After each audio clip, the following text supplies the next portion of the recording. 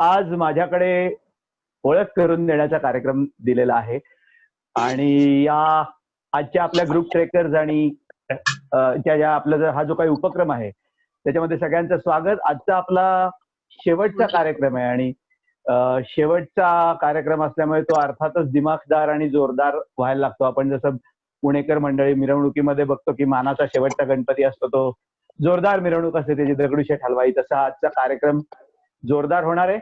विषय पण तसाच आहे, सादरकर्ते पण तसेच आहेत. मुळात आपल्या सगळ्यांना मनापासून थँक्स, कारण अतिशय रिस्पॉन्स या सगळ्या ऍक्टिव्हिटीला मिळाला. मला आठवतंय की संजय काका आणि आम्ही बोलताना म्हणलं होतं की एक दिवसाआड आपण हा कार्यक्रम घेऊयात का, आणि मग त्याच्यानंतर जवळजवळ रोज हा कार्यक्रम सुरू झाला आणि त्याला खूपच सुंदर रिस्पॉन्स मिळाला. आज जी संजय कट्टी, सुप्रिया आणि सुषमा कट्टी यांची ओळख करून देण्यासाठी मी थोडा जास्त वेळ घेणार आहे आज. आणि आज आपल्याला काही कदाचित आपली 2 सेशन सुद्धा होतील, मला कल्पना नाही, पण आपण 2 सेशन्सची तयारीने आजही येतोच. मुळामध्ये आजच्या कार्यक्रमाविषयी किंवा आजचा विषय जर आपण पाहिला तर मला एक सांगावं असं वाटतं की न्यूयॉर्क टाइम्सच्या एका पत्रकाराने प्रश्न विचारला की व्हाय क्लाइम्ब माउंट एव्हरेस्ट. तेव्हा जॉर्ज मॅलरी हा जो गिर्यारोहक होता त्याने उत्तर दिलं की बिकॉज इट्स देअर. हे 3 शब्द त्याचे हे लेजेंडरी ठरले, कारण तो तिथे आहे, एव्हरेस्ट तिथे आहे म्हणून त्याच्यावर चढाई करायची, बस. बाकी प्रश्न, चर्चा, पांडित्य काही येत नाही तिथे. एव्हरेस्टची मोहिनी, एव्हरेस्टची भुरळ ही एवढी मोठी असते आणि ती सगळ्या जगाला पडलेली आहे. एव्हरेस्ट, सागरमाथा, चोमोलुंगमा अशा नावाने प्रसिद्ध असलेलं 8,848 मीटर किंवा फुटामध्ये बघितलं तर 29,028 फूट उंच असलेलं जगातलं सर्वोच्च शिखर. आणि इथे जायचा प्रयत्न अनेक मंडळी करतात, अनेक जण यशस्वी होतात. 1992 साली ही पहिली नागरी मोहीम झाली. ते दिवस होते गिर्यारोहण मोहिमेचे. आज जर आपण एव्हरेस्टचं बघितलं तर पर्यटन झालंय, ते दिवस पर्यटनाचे नव्हते. साधन सामुग्रीची जुळवाजुळव करण्यापासून सगळी तयारी ही मोहिमेच्या सदस्यांना करायला लागली होती, जी या मंडळींनी केलेली आहे. पैशाची जुळवाजुळव, कशासाठी तुम्ही एव्हरेस्टला जाताय, काय गरज आहे, तुम्ही तिथे गेल्याने काय होणार आहे, इथपासूनच्या प्रश्नांना उत्तर देत देत केलेली जुळवाजुळव आणि यातून ही साधलेली मोहीम. कारण सरकारी किंवा कुठल्या सैन्याच्या मोहिमा असतात त्यांना पैशाचा, लॉजिस्टिकचा कधी प्रश्न येत नाही, पण या ठिकाणी अक्षरशः सॅक्स शिवण्यापासून बारीक सारीक तयारी स्वतः करून घेण्यापासूनची तयारी करून मग ही मोहीम केलेली, अशी ही पहिली नागरी मोहीम होती. संजय आणि सुषमा कट्टी यांची मूळ बेसिक ओळख काही मी करून देणार नाही, अशासाठी की आपण एवढा मोठा पीएचडीचा थिसिस आज बघणार आहोत आणि 10वीला इतके मार्क होते आणि 12वीला इतके मार्क होते हे सांगत बसायचं नाही. पण नेहरू इन्स्टिट्यूट ऑफ माउंटेनिअरिंग मधनं बेसिक, ऍडव्हान्स असे वेगवेगळे कोर्स, ज्या बेसिकच गरजा आहेत, या सगळ्या या मंडळींनी केल्या. त्यांच्याबरोबर सुप्रियाने सुद्धा केल्यात. सुप्रिया, सुषमाताई यांची फॅमिली जी आहे ही या काळे भगिनी जी आहेत, हे कुटुंबच एक वैशिष्ट्यपूर्ण कुटुंब आहे. बाबासाहेबांनी जसं सांगितलंय की वेळ लागल्याशिवाय इतिहास घडत नाही, वेडी माणसंच इतिहास निर्माण करतात, अशी वेळ लागलेली झपाटलेलं अख्खं कुटुंब आहे. माझ्या माहितीनुसार फक्त त्यांच्या आई गिर्यारोहण करत नाहीत, बाकी त्यांचे वडील, या 3 बहिणी, त्यांचा भाऊ, हे सर्व मंडळी गिर्यारोहक आहेत आणि झोकून देऊन गिर्यारोहण करणार आहेत. संजय कट्टी आणि सुषमा कट्टी या दोघांनीही सह्याद्रीमध्ये मनसोक्त भटकंती केली आहे, भरपूर केली आहे. संजय कट्टींनी तर ट्रान्स सह्याद्री सारखी मोहीम, नाशिक ते गोवा अशी मोहीम केलेली आहे. अनेक एक्सपिडिशन्स त्यांनी केल्या, ज्याच्यातलं आपण कामेट आणि अभिगामींची आपण त्यांचा रिपोर्ट किंवा त्यांची फिल्म बघितली पण होती. ऋदुगैरा, गंगोत्री, कामेट, अभिगामी, जोगिंद्री, भृगुपंथ, नॉर्थ आणि ईस्ट साइडनी. आणि या सगळ्याचा शेवट आपण ज्याला म्हणतो एपिक, ते आपण या एव्हरेस्ट मोहिमेच्या 1992 सालची पहिली नागरी मोहीम, याच्याबद्दल आपण आज बघणार आहोत. एव्हरेस्टवरची चढाई जितकी खडतर आहे त्याच्यापेक्षा सुद्धा त्याची तयारी जास्त खडतर होती, जी या मंडळींनी तयारी केली. त्याच्यानंतर अनेक संकटांशी यांनी सामना केलेला आहे. काहीचा उल्लेख ते करतील, काहीचा कदाचित करणार नाहीत. पण आपल्या मोहिमेचा नेता डॉक्टर डी.टी. कुलकर्णी हे ऐन मोहीम चालू असताना त्यांचं आणि रेमंड जेकब या सहकार्याचं झालेलं अपघाती निधन, त्याच्यानंतर ती मोहिमेची आपल्या खांद्यावर पडलेली जबाबदारी आणि त्यातून ती मोहीम पुढे नेणं. कधी कधी इतिहासामध्ये बघितल्यानंतर, आम्ही इतिहासाचा अभ्यासक असल्यामुळे काही गोष्टी किंवा काही वाक्य आठवतात की वर्षातल्या 12ही अमावस्यांनी जणू गराडा घातला होता, अशी परिस्थिती आलेली असताना डोकं शांत ठेवून ती मोहीम पूर्ण करणं. आणि 100 मीटर शॉर्ट असं जे नाव आहे ना, याचा अर्थ ते 8,748 मीटर पर्यंत गेलेली ही पहिली मराठी मंडळी होती. आणि हे मोठं यश त्यांच्या पदरी पडलेलं आहे. आणि एव्हरेस्ट हे सर्वोच्च जरी असलं तरी एव्हरेस्ट सर्वस्व नाही. त्यामुळे तिथून आपले प्राणही तितकेच महत्वाचे आहेत. एक अपघात दुर्दैवाने झालेला आहे, असं असताना सर्व मंडळींना परत घेऊन येणं हे अत्यंत महत्वाचं होतं. हे या मंडळींनी केलं. संजय कट्टी आणि सुषमा कट्टी आणि सुप्रिया सुद्धा, तुम्ही जेवढं या आपल्या ट्रेकिंगच्याच भाषेत बोलायचं झालं ना, तर आपण बेस कॅम्पवरनं शिखराकडे बघतोय, त्यामुळे आपल्याला ह्यांच्या अगदी थोड्या गोष्टी दिसतील. त्यांच्याबद्दल जास्ती माहिती करून अशी एखाद्या सेशन मधनं माहिती होणारी नाहीये. त्यांच्याबरोबर जेव्हा आपण जास्तीत जास्त कॅम्प करू, ट्रेक करू ना, तेव्हा ही माणसं जास्तीत जास्त कळत जाते. मराठीमध्ये एक म्हण आहे की संगतीला राहिल्याशिवाय आणि पंक्तीला जेवल्याशिवाय माणूस कळत नाही. सुदैवाने मला यांच्याबरोबर दोन्ही करण्याची संधी मिळाली, ट्रेक करण्याची पण संधी मिळाली. अतिशय शांत डोक्याने केव्हाही मदतीला तत्पर असणारी अशी मंडळी, त्यांनी ही केलेली एक्सपिडिशन आहे. या सगळ्यांना आपण ओळखतोच. या सर्वांनी हिमालयामध्ये सह्याद्रीमध्ये भरपूर भटकंती केलेली आहे. सुषमाताईंनी ट्रेकिंगच्या बरोबर सुद्धा त्यांचं फुलं, फुलपाखरं, जिओलॉजी, खडक यातला अभ्यास सुद्धा खूप आहे. मॉन्युमेंट्स, मूर्ती यांचाही अभ्यास खूप आहे. त्यामुळे त्यांच्याबरोबर गेल्यानंतर त्या याही गोष्टी बोलतात. अशा सगळ्या क्वालिटीज असलेलं हे कुटुंब, मी या तिघांनाही एकाच कुटुंबाचं सदस्य समजतो असं कुटुंब. आणि यांनी 1992 साली पदभ्रमण किंवा गिर्यारोहण असं असताना केलेली, अतिशय खडतर परिस्थितीमध्ये केलेली ही मोहीम आहे. त्या मोहिमेचा वृत्तांत आपण त्यांच्याकडनं ऐकूच. पण त्याची बॅकग्राऊंड किंवा त्याची पार्श्वभूमी काय ही सांगण्याची मला इथे संधी घ्यायची होती आणि ती मिळाली. एव्हरेस्टपेक्षा सुद्धा अनेक संकट पार करून या मंडळींनी मोहीम केली आणि अतिशय आनंदाने, कुठलंही मनामध्ये किलमिश किंवा काही न राहता, अनेक जण संजय कट्टींच्याकडे तर सल्ला घ्यायला अनेक जण या क्षेत्रातले येत असतात. पहिला नंतर मराठी माणसाचा जो मान मिळाला एव्हरेस्ट वीराचा, तो सुरेंद्र चव्हाण, तो सुद्धा एव्हरेस्ट झाल्यानंतर यांच्याकडे येऊन मन मोकळं करतो, त्याच्या मोहिमेबद्दल बोलतो, चर्चा करतो. अनेक ठिकाणी संजय सुषमा कट्टी हे सल्लागार म्हणून जातात, अनेक मोहिमांना जातात, अनेक संस्थांचे ते सल्लागार म्हणून आहेत. आणि बाकीचं आपण त्यांना त्यांची मर्सिडीज मधली नोकरी आणि त्यांचं ट्रेकिंग नंतरचं सायकलिंग, या सगळ्या गोष्टी तर आपण या ग्रुप ट्रेकर्सवरनं बघतोच.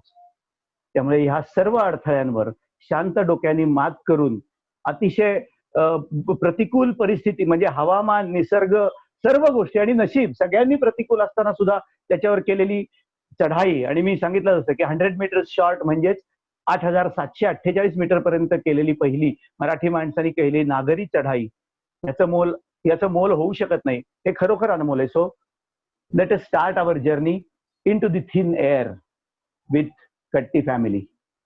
थँक्यू. संजय काका, please carry on. Thank you. Thank you.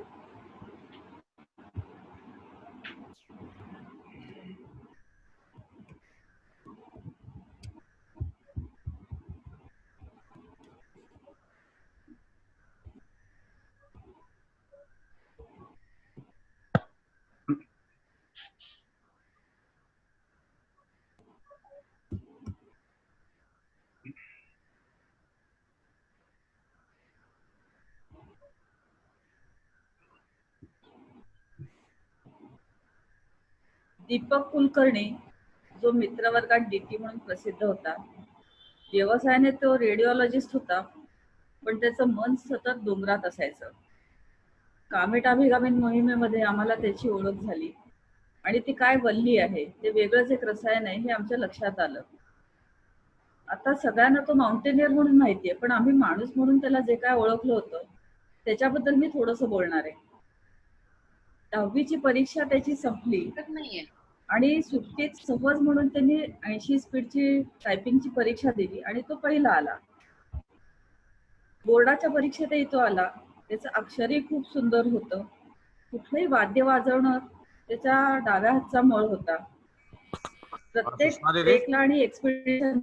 Hello, screen share झालेला नाहीये. हा, झाले ना? नाही, स्क्रीन शेअर बंद आहे. स्क्रीन शेअर बंद आहे. चालू आहे? नाही, ते दिसत नाहीये. तिकडनं शेअरिंग म्हणून असं मेसेज येतंय आणि ते दिसत नाहीये. परत एकदा स्टॉप करून.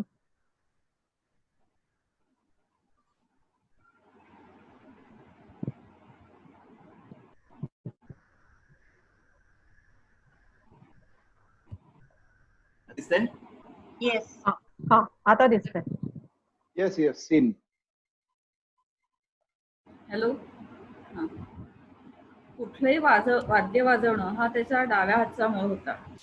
ते एक आणि एक्सपिडिशन मध्ये जेव्हा दमून भागून आलोय, संध्याकाळी आपण टेंट मध्ये बसतोय, अशा वेळेस तो बासरी वाजवायचा किंवा माउथ ऑर्गन वाजवायचा, त्यामुळे खूप मजा यायची. त्याचा आवाजही चांगला होता. ही देणगी त्याला त्याच्या आईकडनं मिळालेली होती. गझल गाणं ही त्याची आवड होती. आई हा त्याचा वीक पॉइंट होता. एक्सपिडिशनसाठी कुठलंही पत्र टाईप करायचं तर त्याचा ड्राफ्ट त्याच्या डोक्यातच तयार असायचा. आणि तो 80 स्पीड मध्ये तर तो महाराष्ट्रात पहिला आलेला होता. त्यामुळे ते पत्र डोक्यातल्या ड्राफ्ट कागदावर उतरवून 2 मिनिटात त्याचं पत्र तयार असायचं.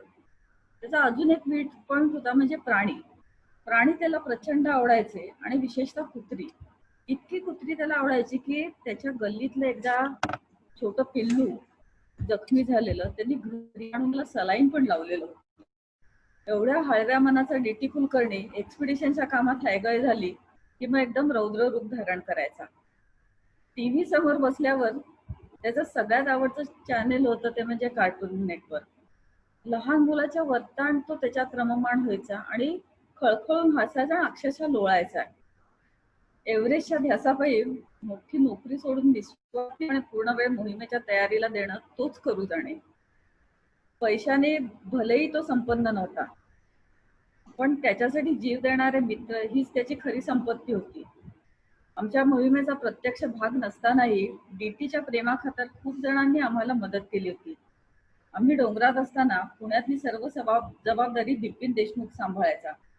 एव्हरेस्टसाठी पैसा कमी पडतो हे कळल्यावर स्वतःचा फ्लॅट बुक न करता तो सगळा पैसा त्याला सुपूर्द करणारा दौलत गुलाबाणी हा त्याचा अगदीच जवळचा मित्र होता. डॉक्टर दीपा साठे आणि डॉक्टर राम साठे सारखे निस्वार्थी मित्र मदतीला सतत हजर असायचे. गौतम दोशी आणि रश्मी दोशी यांचं त्याच्यावरती प्रचंड प्रेम होतं.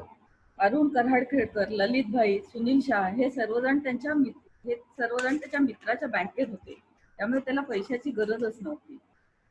त्याच्या दुर्दैवी मृत्यूनंतर सर्वजण म्हणाले की एक गिर्यारोहक गेला, पण आम्ही मित्रवर्ग म्हणालो की आम्ही माणसातला एक हिरा गमावला.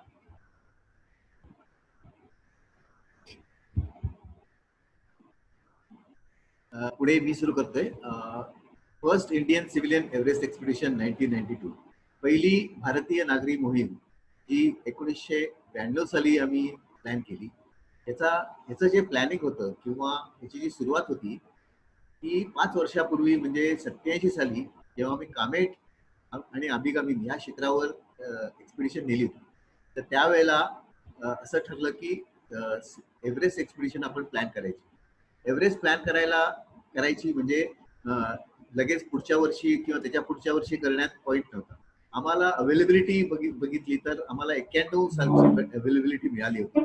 91 साली आम्हाला आणि पण एकच प्रॉब्लेम होता की ती जी परमिशन होती ती वेस्ट रिजची होती. वेस्ट रिज हे जवळजवळ तिप्पट बजेट असलेलं एक्सपिडिशन आहे. म्हणजे नॉर्मल साऊथ ईस्ट रिज म्हणजे नॉर्मल जे लोक जातात त्याच्याहून तिप्पट खर्च वेस्ट रिजनी अपेक्षित आहे. तर ते आम्हाला मान्य नव्हतं. मग म्हणून आम्ही परत नेपाळ टुरिझमला कॉन्टॅक्ट करून त्यांच्याशी बोलून त्यांच्याशी डिस्कस करून कसेबसे आम्ही एक परमिशन मिळवली. ती कारण की एका जॅपनीज एक्सपिडिशननी त्यांनी माघार घेतली, त्यामुळे आम्हाला हा चान्स मिळाला आणि 92 सालचं आमचं प्लॅनिंग ठरलं की जायचं. आता प्लॅनिंग जायचं म्हटल्यावर पहिला प्रश्न येतो की पैशाचा. तुम्हाला कल्पना आहे की आम्ही प्री एव्हरेस्ट ह्या एक्सपिडिशन जे पुढे दाखवून मी तुम्हाला काय काय केलं ते.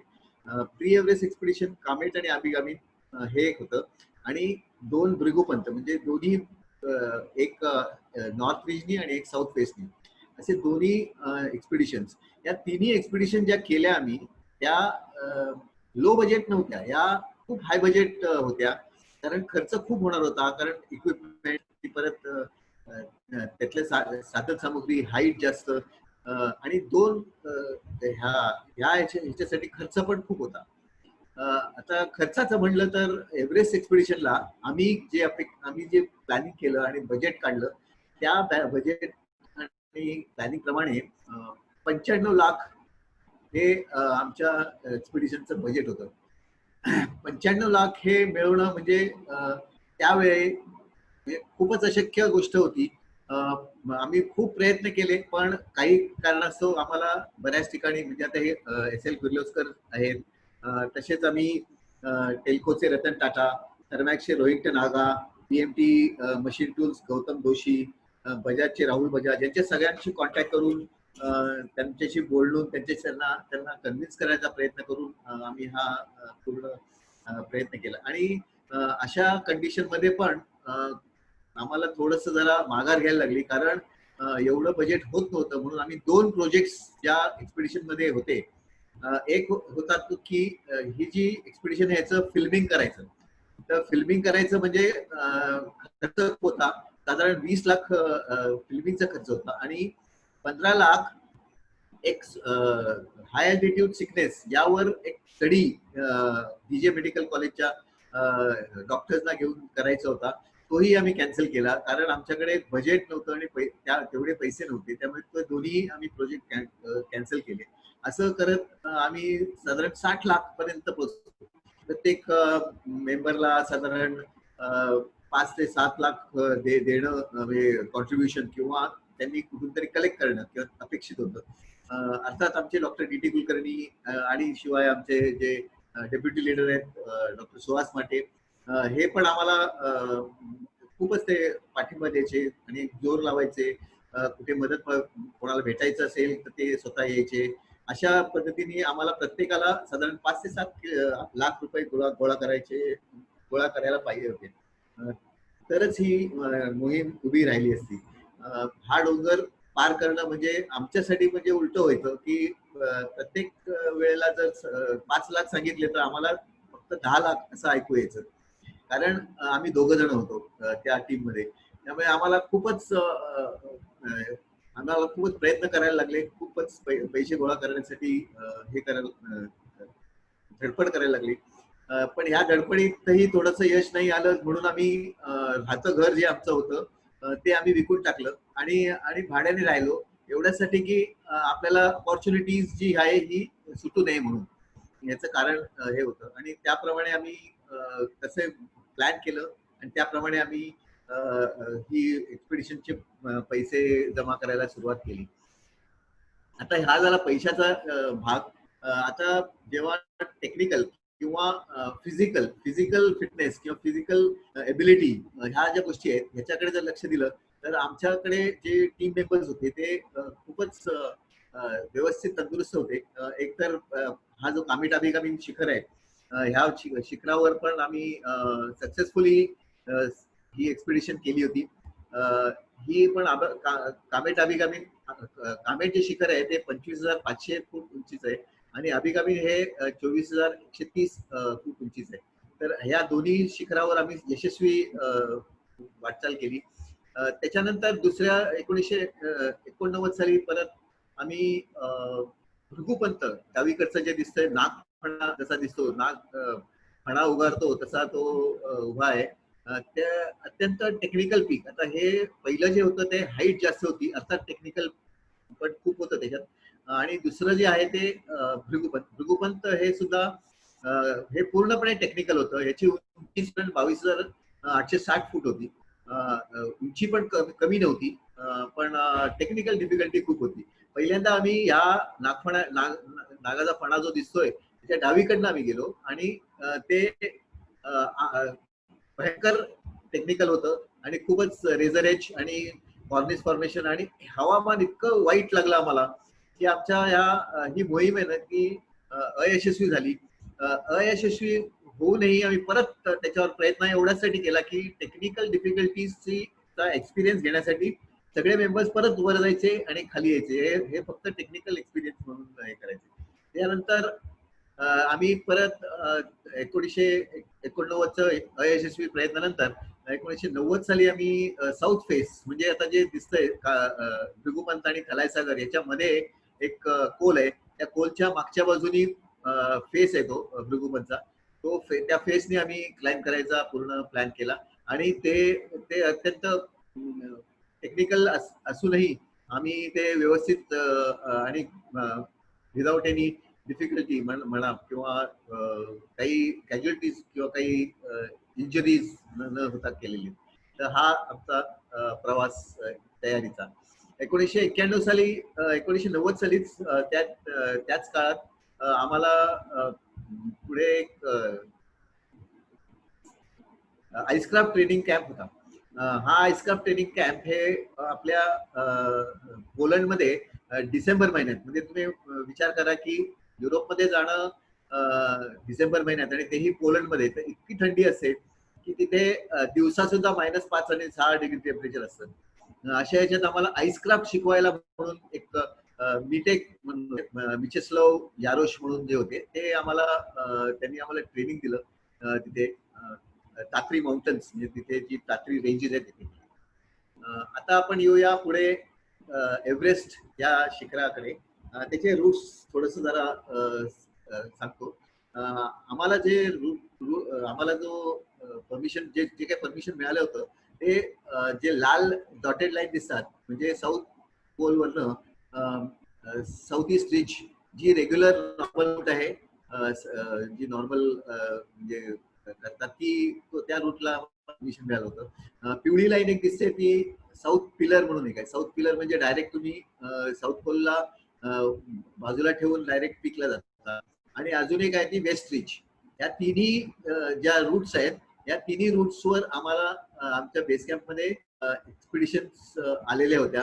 त्या 14 एक्सपिडिशन्स मध्ये काहींना वेस्टची परमिशन मिळाली होती, काहींना साऊथ पिलरची आणि काहींना नॉर्मल साऊथ. आता हे 26 फेब्रुवारी रोजी आमची टीम निघाली. तुम्हाला कल्पना असेल की बजेट ती व्यवस्थित हे असल्यामुळे आम्हाला ट्रेननीच सगळा प्रवास, ट्रेननीच जाणं, मेंबर्स शिवाय परत हे पण सामान पण आमचं सगळं जे आहे ते सगळं ट्रेननी आम्ही पटण्यापर्यंत गेलो. पटण्याला ते एक बस बुक केली तिथे पटण्याला, आणि पटण्यावरनं मग बस बुक करून आम्ही काठमांडू पर्यंत, म्हणजे ती बस काठमांडू पर्यंत नेली आणि त्या बस मधनं सगळं आपलं सामान आणि माणसं सगळी त्या बसने गेली. हे करत असताना तुम्ही जर लक्षात आलं की इथे आम्ही 3 मेंबर्स आहेत ना, ते दिसत नाही आहेत या टीम मध्ये. त्यात मी, अनवर मुदारिस आणि रेमंड जेकब, हे 3 या फोटो दिसत नाही कारण आम्ही 1 महिना आधी ह्याला गेलो होतो काठमांडू मध्ये. ते एवढ्यासाठी की आम्हाला तयारी करायची होती. आणि काय तयारी, तर इथे आयत्या वेळेला म्हणजे जानेवारी महिन्यात डिक्लेअर केलं नेपाळ गव्हर्नमेंटनी किंवा नेपाळ टुरिझमनी की जे काही रॉयल्टी फी आहे ती आम्ही 10,000 रुपये ठरले आणि ती बुक केली होती. आता ती 10,000 न करता 1992 पासून त्यांनी 3.25 लाख रुपये केले. म्हणजे 10,000 कुठे आणि 3.25 लाख कुठे. तर हा जो गॅप होता कसा भरायचा हा पण डोक्यात होतं, म्हणजे हे पण डोक्यात होतं. त्यासाठी आम्ही काठमांडूत 3 जण गेलो. आणि त्याच्यात महत्वाचा मुद्दा असा आहे की 3.25 लाख रुपये भरायचेच आहेत, पण ते फॉरेन करन्सी मध्ये भरायचे. म्हणजे काय, तर ते इंडियन रुपीज मध्ये नाही अलाउड, ते डॉलर्स मध्येच भरायला लागतात. तर ते आमच्या लिडरला शक्य नव्हतं, कारण काय की डॉलर्स, तुम्हाला माहिती आहे की त्यावेळेला फेरा खूप स्ट्रॉंग होता आणि त्यावेळेला खूप फॉरेन करन्सीवर रिस्ट्रिक्शन आणले होते. असं करत आम्ही गेलो होतो तेवढ्यासाठी, आणि ते त्यांना कन्व्हिन्स करायला की आम्हाला तुम्ही इंडियन रुपीज मध्ये भरायला परमिशन द्या यासाठी. त्यावेळेला आम्हाला इंडियन एम्बेसी मध्ये एक सेकंड सेक्रेटरी रीना पुया म्हणून होती आणि तिथे गलगली म्हणून एक गृहस्थ होते. त्यांनी दोघांनी खूप आम्हाला मदत केली आणि हे यशस्वी आम्ही केलं. ह्या व्यतिरिक्त हे तर महत्वाचं काम होतंच, आणि ह्या व्यतिरिक्त बरीच कामं होती आमची तिकडे 1 महिना आधी जाण्याचं कारण की वॉकी टॉकी सेटचे परमिशन लागायचे. नंतर एमर्जन्सी चॉपर्स किंवा एमर्जन्सी फेरीज किंवा नॉर्मल फेरीज ह्या ह्या हेलिकॉप्टरनी किती खर्च येतो, काय येतो, याची सगळी चौकशी करणे. त्यानंतर इक्विपमेंट, ऑक्सिजन सिलेंडर्स या सगळ्यांची जमवाजमवी करणे, हे सगळं कारण आणि त्यातही बजेट आणि चांगल्या क्वालिटीचं इक्विपमेंट, हे दोन्हीचं बॅलन्स सांभाळून आम्हाला करायला लागायचं. त्याशिवाय एजन्सी, तिथे त्यावेळेला पण असंच होतं की आताची एजन्सीची कॉन्सेप्ट आणि त्यावेळेची कॉन्सेप्ट जरा वेगळं होतं.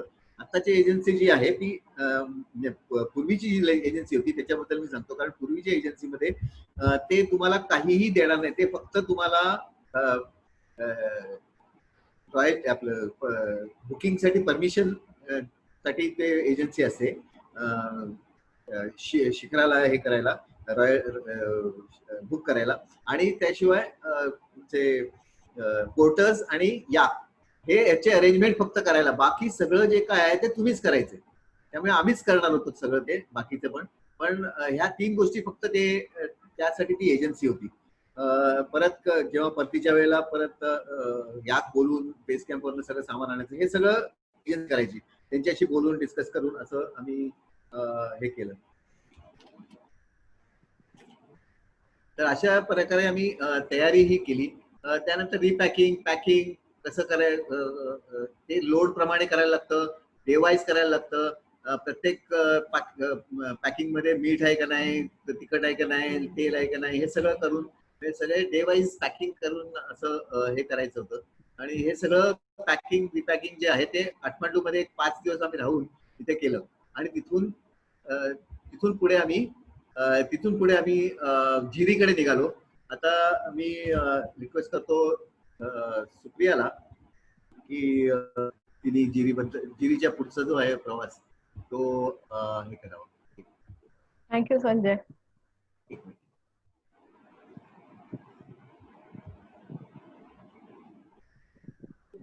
Having a halo of Mount Everest behind you. Great. एक मिनिट. ओके.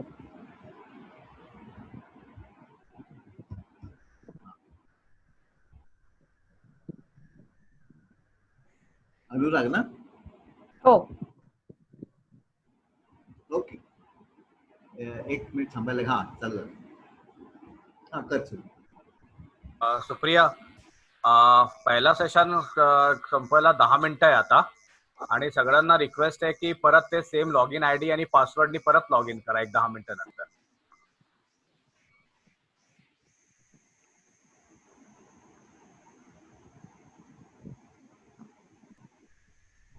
जरा जास्त. ओके. थँक्यू संजय. मी आता जिरी पासून पुढचा जो प्रवास आहे आमचा बेस कॅम्प पर्यंत जाण्याचा, तर तो मी तुम्हाला बेस कॅम्प पर्यंत घेऊन जाणार आहे. 26 फेब्रुवारीला आम्ही पुणे 1992 ला 26 फेब्रुवारीला आम्ही पुणे सोडलं. त्याच्यानंतर 6 मार्चला आम्ही काठमांडूहून जिरीला जाण्यासाठी आम्ही प्रवासाला सुरुवात केली.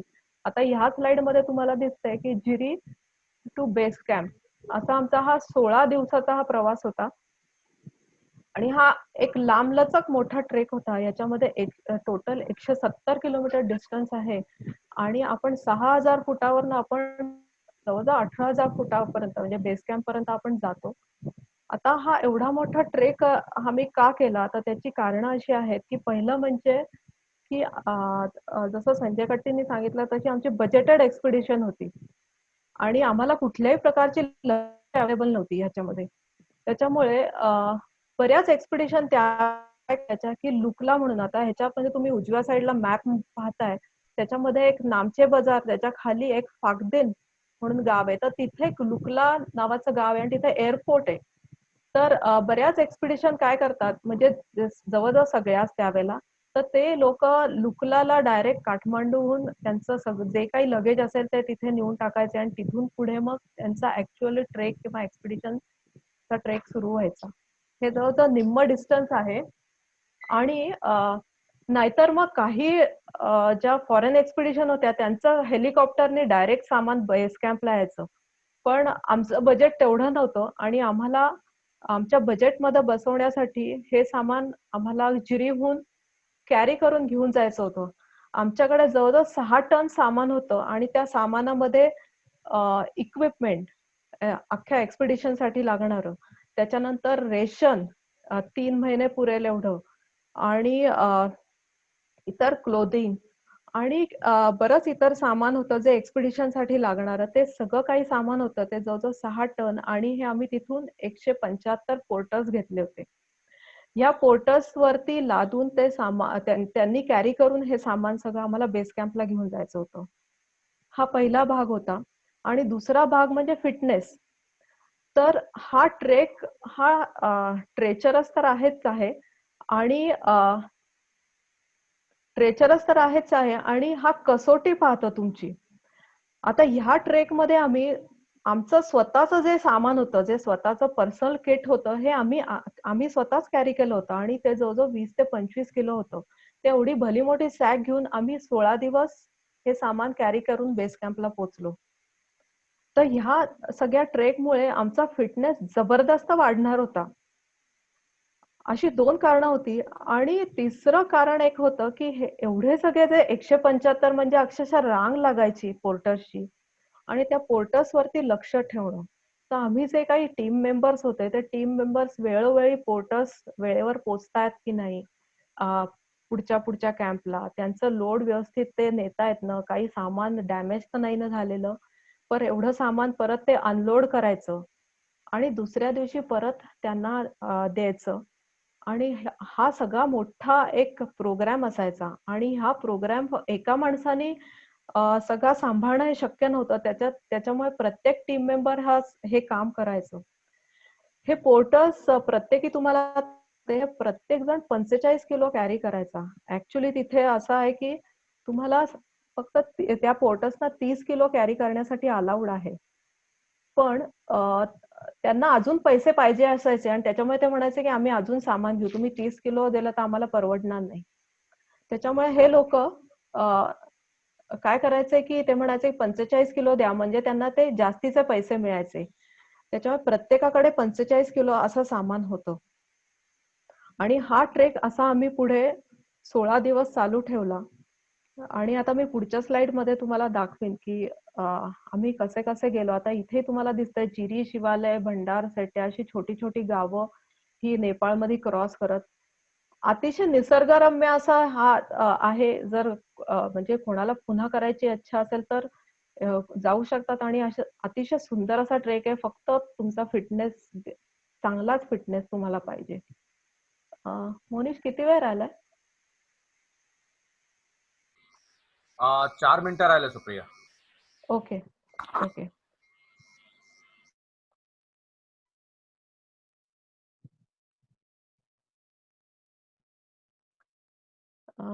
आपण पुढच्या स्लाइडकडे जाऊया आता. हे होत नाहीये, पुढे जात नाहीये.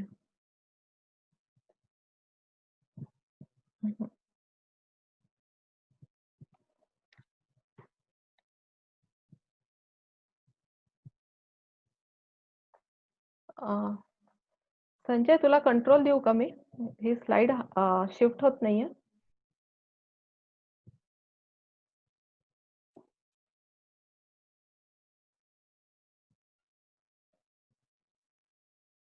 शिफ्ट होत नाहीये स्लाइड.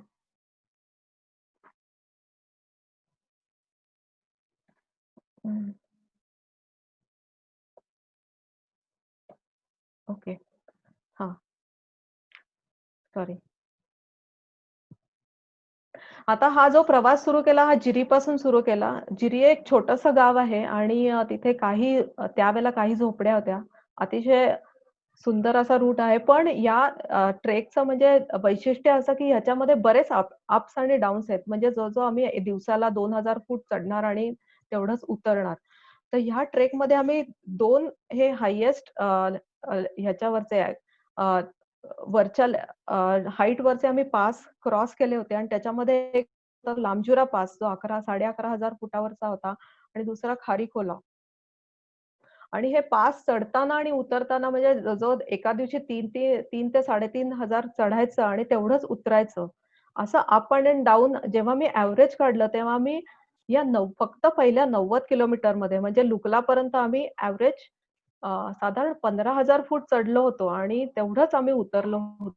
तर या सगळ्या अप आणि डाऊन आणि या ट्रेचरस रूटमुळे आमचा फिटनेस जबरदस्त वाढला आणि अॅक्लिमॅटायझेशनही तेवढंच झालं.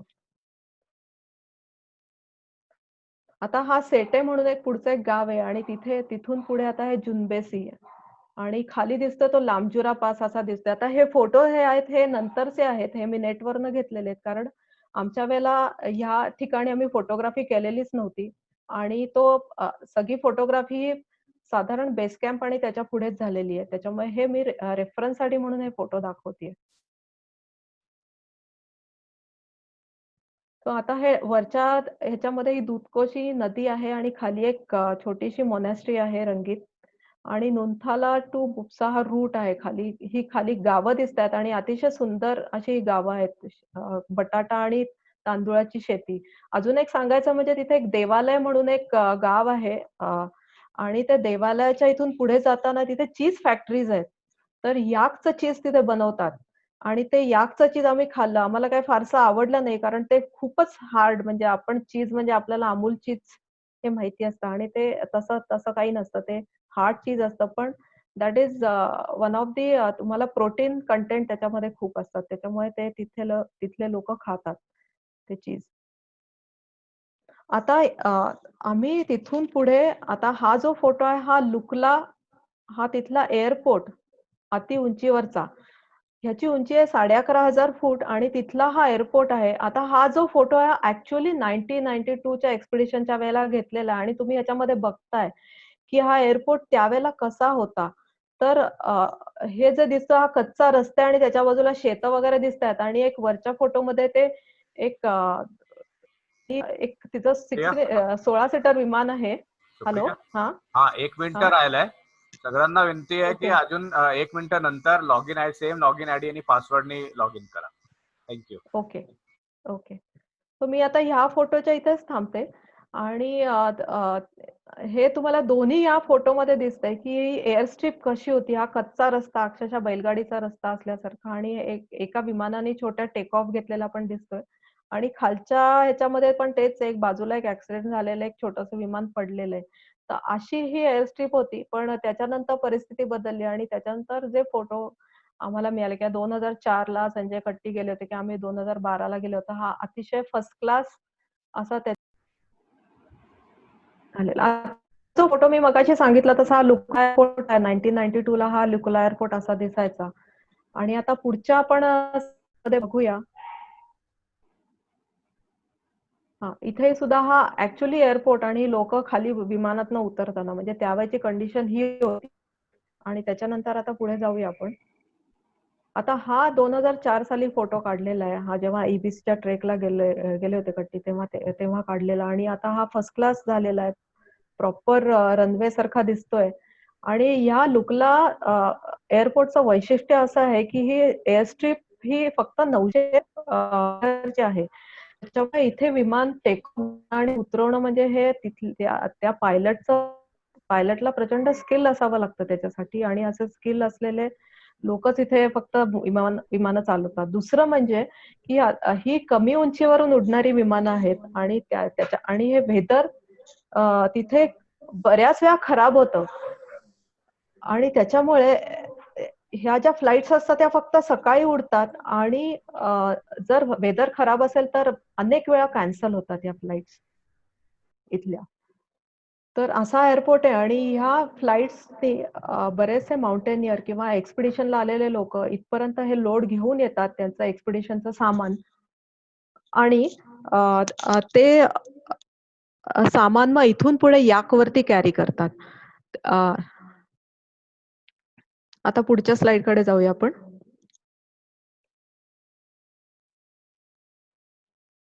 नेक्स्ट. ओके. तर ह्या फोटोमध्ये आता एक मी कंपॅरिझन टाकलेलं आहे. त्यावेळेला आम्ही जे नामचे बाजार या गावाकडे जाताना दूधकोशी नदी क्रॉस केलेली होती. तर आता उजव्या त्याच्या तुम्हाला फोटोमध्ये दिसतंय तर हा आधी लाकडी पूल होते तिथे. लाकडी म्हणजे लोखंडी बार आणि त्याच्यावरती लाकडी फळ्या टाकून केलेले पूल होते आणि आता खूप सॉफिस्टिकेटेड झालेले आहेत. ते खालच्या डाव्या त्याच्या फोटोमध्ये दिसतायत. आता सगळे पूल हे प्रॉपर कन्स्ट्रक्ट केलेले सगळे वायर ब्रिज आहेत आणि हा असा असे आम्हाला सगळीकडे पूल लागले आणि हे पूल क्रॉस करून आम्ही पुढे पुढे नामचे बाजार आणि त्याच्या पुढच्या कॅम्पला जात होतो. आता हा जो फोटो आहे हा नामचे बाजारचा आहे. हा पण नंतर काढलेला आहे. 92चा फोटो त्यावेळेला आय थिंक अवेलेबल नाही आमच्याकडे. जसं मी सांगितलं तसं ट्रेकचे फोटो फारच कमी फोटो आहेत आणि ते कारण सगळं कन्सन्ट्रेशन आमचं बेस कॅम्प आणि एक्सपिडिशन वरती होतं. तर हे नामचे बाजार हे 12,000 फुटावरचं तिथलं गाव आहे आणि हे नामचे बाजार बाजार जसं म्हणतो तसं अक्षरशः ते प्रचंड मोठं मार्केट आहे. कारण इथे जगातलं उच्च प्रतीचं ट्रेकिंग आणि माउंटेनिअरिंगचं इक्विपमेंट अवेलेबल आहे. त्याच्यामुळे बरेच एक्सपिडिशन करणारे लोकं, गिर्यारोहक, ट्रेकिंग करणारे हे इथे येऊन एक्सपिडिशनचं सामान म्हणजे त्याच्यामध्ये रोप्स, अनेक प्रकारची जॅकेट्स मिळतात. म्हणजे वर्ल्ड वाईड जेवढ्या अ, चांगल्या कंपन्या आहेत, त्या चांगल्या कंपनीचं स्टँडर्ड क्वालिटी असं सगळं गिअर इथे अवेलेबल आहे आणि ते मिळतं आणि बरेच लोकं इथे खरेदी करतात. नामचे बाजारला. नामचे बाजार जसं म्हणलं तर त्याच्याप्रमाणे इथे शाळा आणि पोस्ट ऑफिसेस, बरीच लॉजेस आणि असं बरंच काय-काय आहे. असं मोठं गाव आहे हे अति उंचीवरती असलेलं. तर इथे आमचा एक दिवस स्टे होता. तर ह्या फोटोमध्ये तुम्ही बघताय तिथे याक दिसतायत. तर इथे नामचे बाजारपर्यंत आमचे जे पोर्टर्स होते, जे आम्ही 175 पोर्टर घेतले होते, हे पोर्टर आले. त्यांनी इथे सामान सगळं इथे ठेवलं आणि ते पोर्टर्स इथून परत गेले. ह्याच्या पुढचा जो एरिया आहे, हा हाय अल्टिट्यूड रिजन येतो आणि त्याच्यामुळे पोर्टर्स हे बेस कॅम्पपर्यंत कधीच येत नाहीत आणि ह्याच्या पुढचं जे लोड कॅरी हे याक करतात. त्याच्यामुळे असे आम्ही एक साधारण 90 ते 100 आमच्याकडे याक होते आणि त्या याकवरती आम्ही सगळं आमचं लोड हे वेगळ्या-वेगळ्या ड्रम्समध्ये टाकून किंवा बॉक्सेसमध्ये परत टाकून पॅकिंग करून हे आम्ही त्या याकवरती लोड केलं होतं. आणि एक याक तसं सांगितलं तर एक याक हा 90 किलो कॅरी करू शकतो, एवढं वेट. आणि असे याक घेऊन आम्ही पुढे ह्याच्यानंतरचा पुढचा जो आमचा जो बेस कॅम्प पर्यंतचा प्रवास आहे, हा याकला घेऊन आम्ही त्यांच्याबरोबर पुढचा ट्रेक केलेला होता. आता हे तुम्ही ह्या फोटोमध्ये बघताय, की हे अशा पद्धतीने याकवरती सामान सगळं लोड करतात आणि ते घेऊन जातात. आता इथे एक इन्सिडेंट घडला होता. या फोटोमध्ये ह्या फोटोबद्दल मी सांगते. तर आम्ही जे याक घेतले होते, आम्ही नामचे बाजार सोडलं आणि त्याच्यानंतर 1 किलोमीटर जेमतेम पुढे गेलो असू आणि एक याक त्यातला खाली बसला आणि तो मेला. आम्हाला कोणालाही काही कळलं नाही, की म्हणजे नक्की काय झालं? आणि त्याच्यानंतर ते शेर्पा आणि हे लोकं येऊन तिथले जे याकचा मालक होता आणि त्या गावातल्या तिथल्या त्या शेर्पा आणि त्या बायका, त्या सगळ्या येऊन रडायला लागल्या, की नाही म्हणे तुमचं सामान एक्सपिडिशनचं एवढं जड होतं ते सामान घेऊन हा याक ते ते काय सहन झालं नाही त्याच्यामुळे तो याक मेला वगैरे असं त्यांचे एकंदर रडारड सुरू झाली तिथे. आणि मग ते म्हणले, की "नाही तुम्ही पैसे द्या आता ह्याचे. तुमच्यामुळे गेलं." आता हे सगळं फक्त प्रकरण झालं होतं 1 किलोमीटर पुढे जाईपर्यंत. आम्हाला माहीत होतं एक्झॅक्टली काय झालं. पण ते कळायच्या आतच हे सगळं पुढे त्यांची बार्गेनिंग आणि हे सगळं सुरू झालं.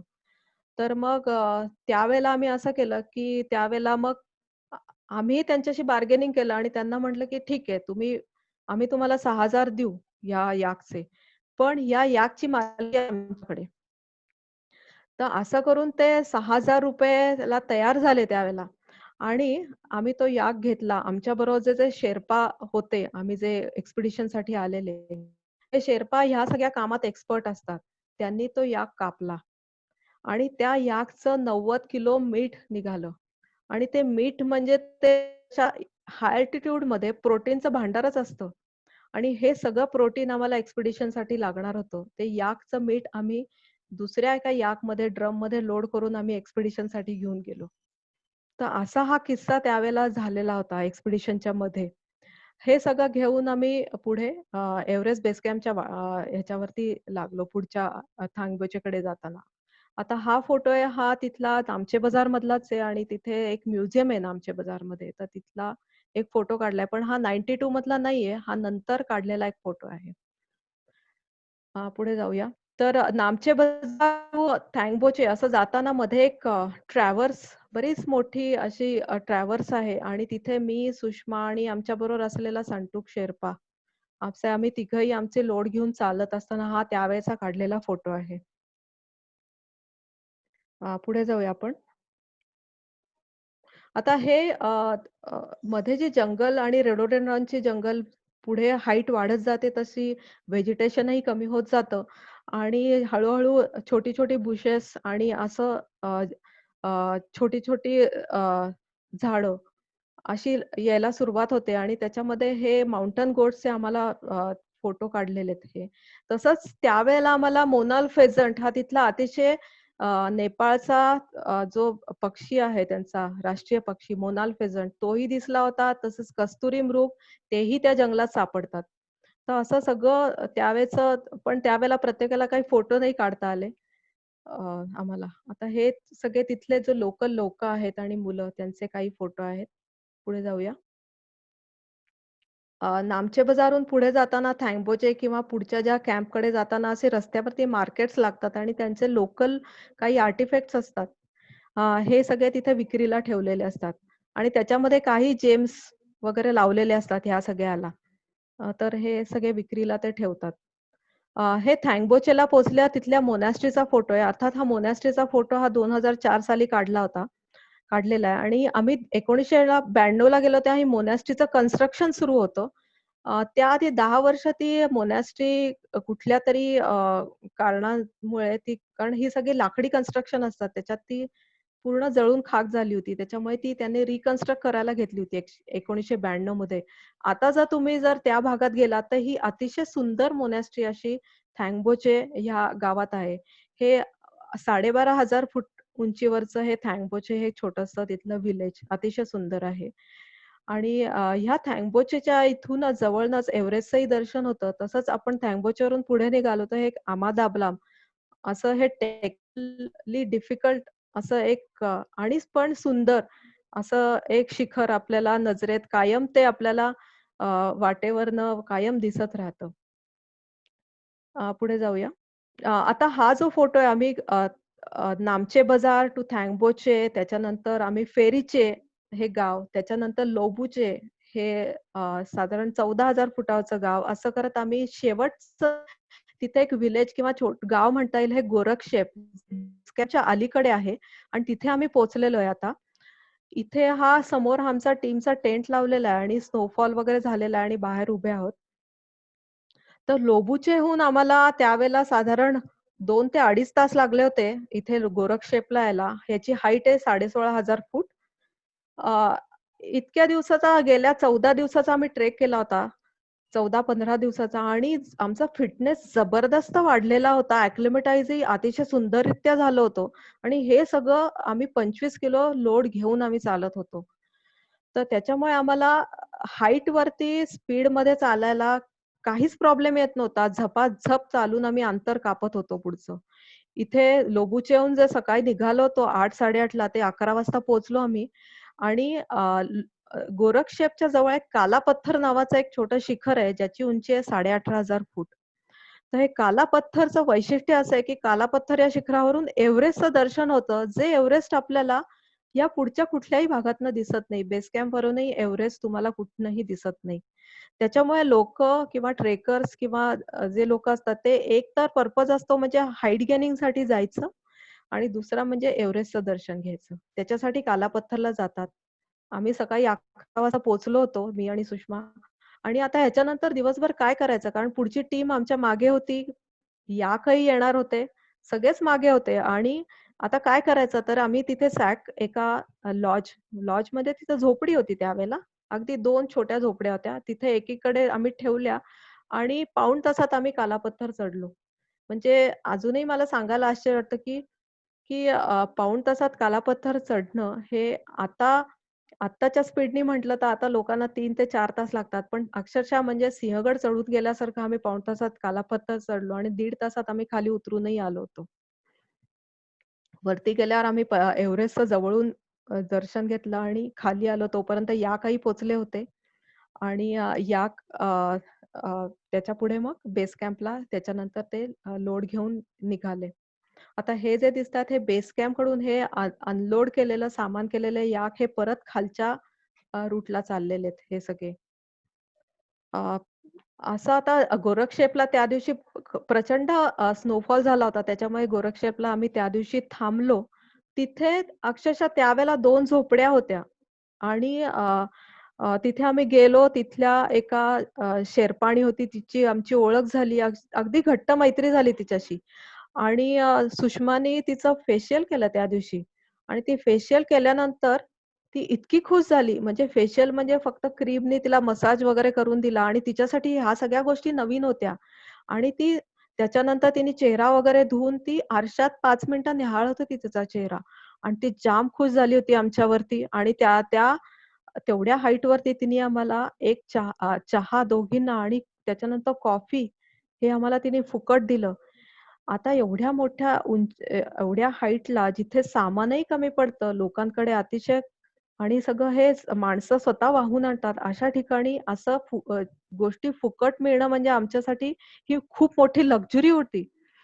आणि त्याच्यानंतर बिस्किटही तिने अगदी ₹50 चा पुडा त्यावेळेला म्हणजे एन-सी-आर म्हणजे नेपाळी करन्सी म्हणतात त्याला.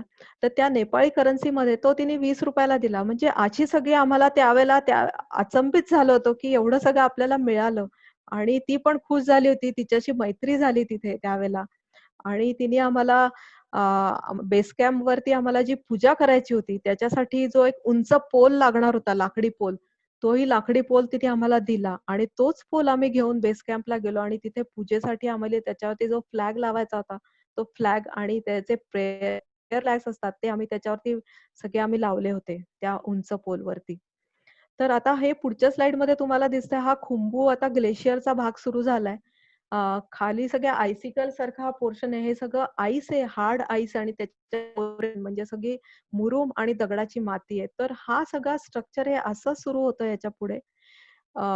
आणि हे पूर्ण बेस कॅम्प आणि त्याच्या पुढे हे ग्लेशियर ऍक्च्युली ग्लेशियर हे लोबुचे पासूनच सुरू झालेलं असतं आणि हे सगळं मोरेन आणि बर्फ त्याच्या खाली असलेलं हे सुरू होतं.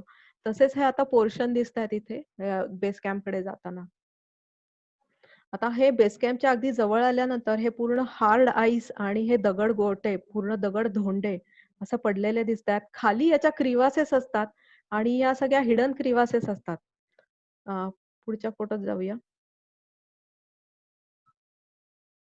आता हा एक मध्ये फोटो आहे. सगळ्या टीमने जेव्हा कालापत्थर हे पीक आम्ही क्लाइंब केलं होतं आणि कालापत्थर पीक आम्ही एकदा काय दोनदा आम्ही गेलो होतो आणि प्रॅक्टिस म्हणून याच्यावरती आम्ही क्लाइंब करण्यासाठी गेलो होतो. तेव्हा एक ह्या टीमचा काढलेला फोटो आहे.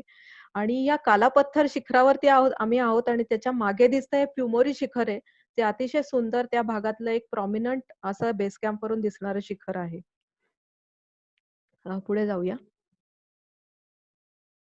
आता हा जो आहे आपण इथे बेस कॅम्पला पोहोचतोय हा कालापत्थरवरून काढलेला फोटो आहे आणि ह्याच्या समोर मागच्या बाजूला काळं जे दिसतंय तुम्हाला एव्हरेस्ट दिसतंय.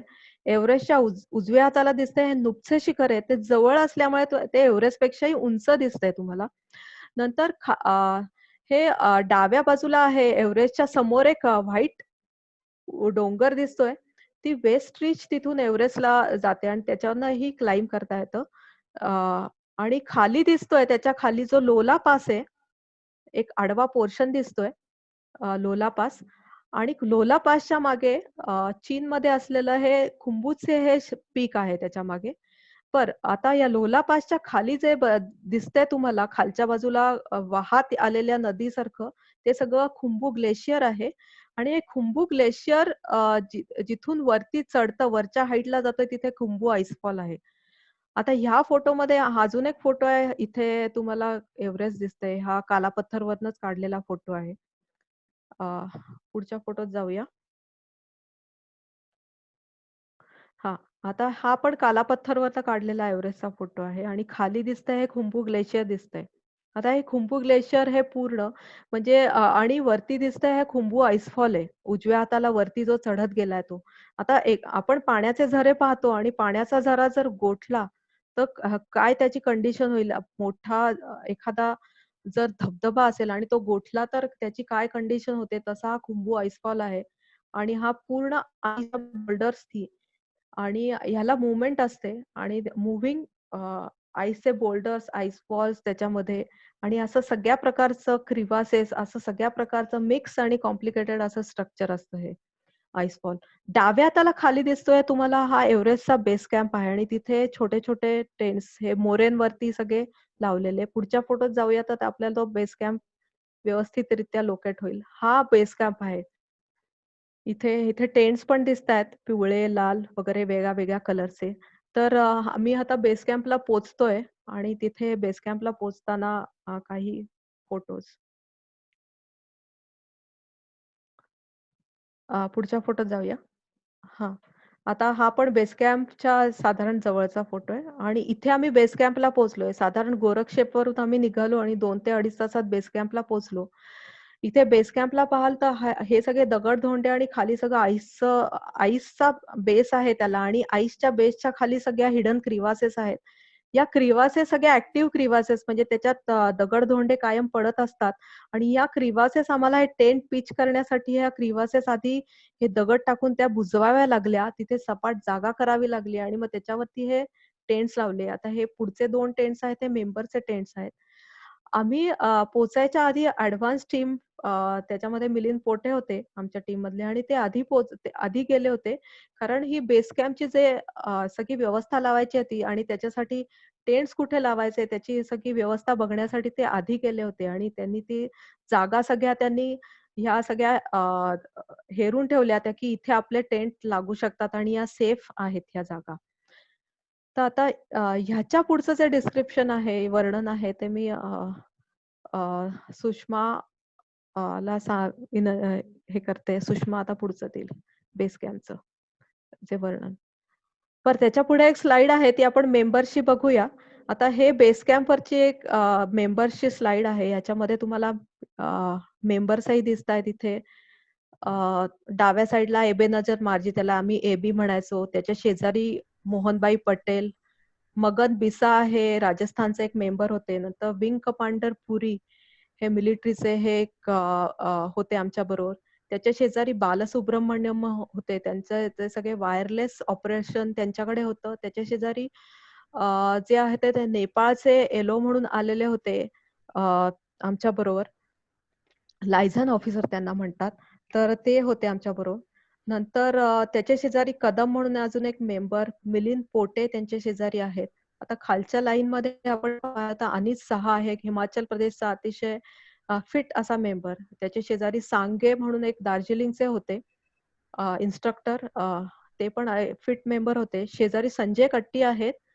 संजय कट्टींच्या मागे उजव्या हाताला खाली डोकं घातलेली मी दिसतेय सुप्रिया. नंतर संजय कट्टींच्या डाव्या हाताला रेमंड जेकब आहेत जे बिहारचे होते आणि बीएसएफचे बॉर्डर सिक्युरिटी फोर्सचे ते पोलीस अधिकारी होते. त्यांच्या शेजारी अनवर मुदारिस आहे आणि त्यांच्या शेजारी कारले असे हे सगळे मेंबर आहेत इथे. पुढच्या फोटोत अजून काही मेंबर्स आहेत. जाऊया पुढच्या फोटोमध्ये. इथे तुम्हाला दिसतेय ती सुषमा दिसतेय, सुषमा कट्टी, सुजाता, त्याच्यानंतर आमच्या बरोबर आलेले रिपोर्ट मिलिंद डमढेरे. नंतर त्यांच्या शेजारी बेस कॅम्प सांभाळण्यासाठी असलेले जयंतीबाई पटेल, त्यांच्या शेजारी रेमंड जेकब आणि मोहनबाई दिसतात. आणि मोहनबाईंच्या इथे उजव्या हाताला मागे आमच्या बरोबर आलेले मॅनेजर निरगुडकर जे बेस कॅम्पची व्यवस्था ज्यांनी प्रत्येक एक्सपिडिशनला ह्याच्याही आधी पाहिली होती आणि त्याच्या मॅनेजर आहेत लाल जॅकेटमध्ये. त्यांच्या मागे उभे असलेले डॉक्टर अनिल भगवानानी हे पण विंग कमांडर होते त्यावेळेला एअरफोर्समध्ये असलेले. आणि भगवानानींच्या इथे डाव्या हाताला एक जण सोडून दिसतोय तो अँगुस मॅकडोनल्ड. हा आमच्या बरोबर फोटोग्राफर म्हणून आला होता. तो ऑस्ट्रेलियातनं तो खास या एक्सपिडिशन साठी म्हणून आलेला होता फोटोग्राफर म्हणून. आणि हे जे डाव्या हाताला अजून दिसतात हे आमच्या बरोबर आलेले शेर्पा आहेत. त्यांच्या शेजारी एक अगदी शेवटी डाव्या हाताला उभे ते कारले हे आमचे एक मेंबर आहेत. अशी सगळी ही आमची टीमचे फोटो. पुढे जाऊया.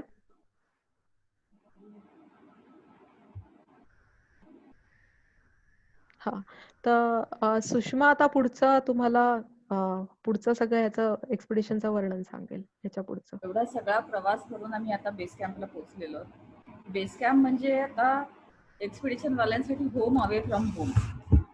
कुंभो आईसफॉल एक अतिशय निसर्गरम्य जागा आहे. जितकी निसर्गरम्य आहे तितकंच हिमालय त्याचं रौद्र स्वरूपही या जागेला दाखवून देतं. टाइम इन अगेन हे आपल्याला ज्यावेळेस भूकंप झाला होता त्यावेळेस कुंभो आईसफॉलमध्ये झालेला ॲव्हलांच आठवत असेल. म्हणजे जेवढं निसर्गरम्य दिसतं त्यावेळेस वेळ आली तर ते तेवढं रौद्र रूपही धारण करतं.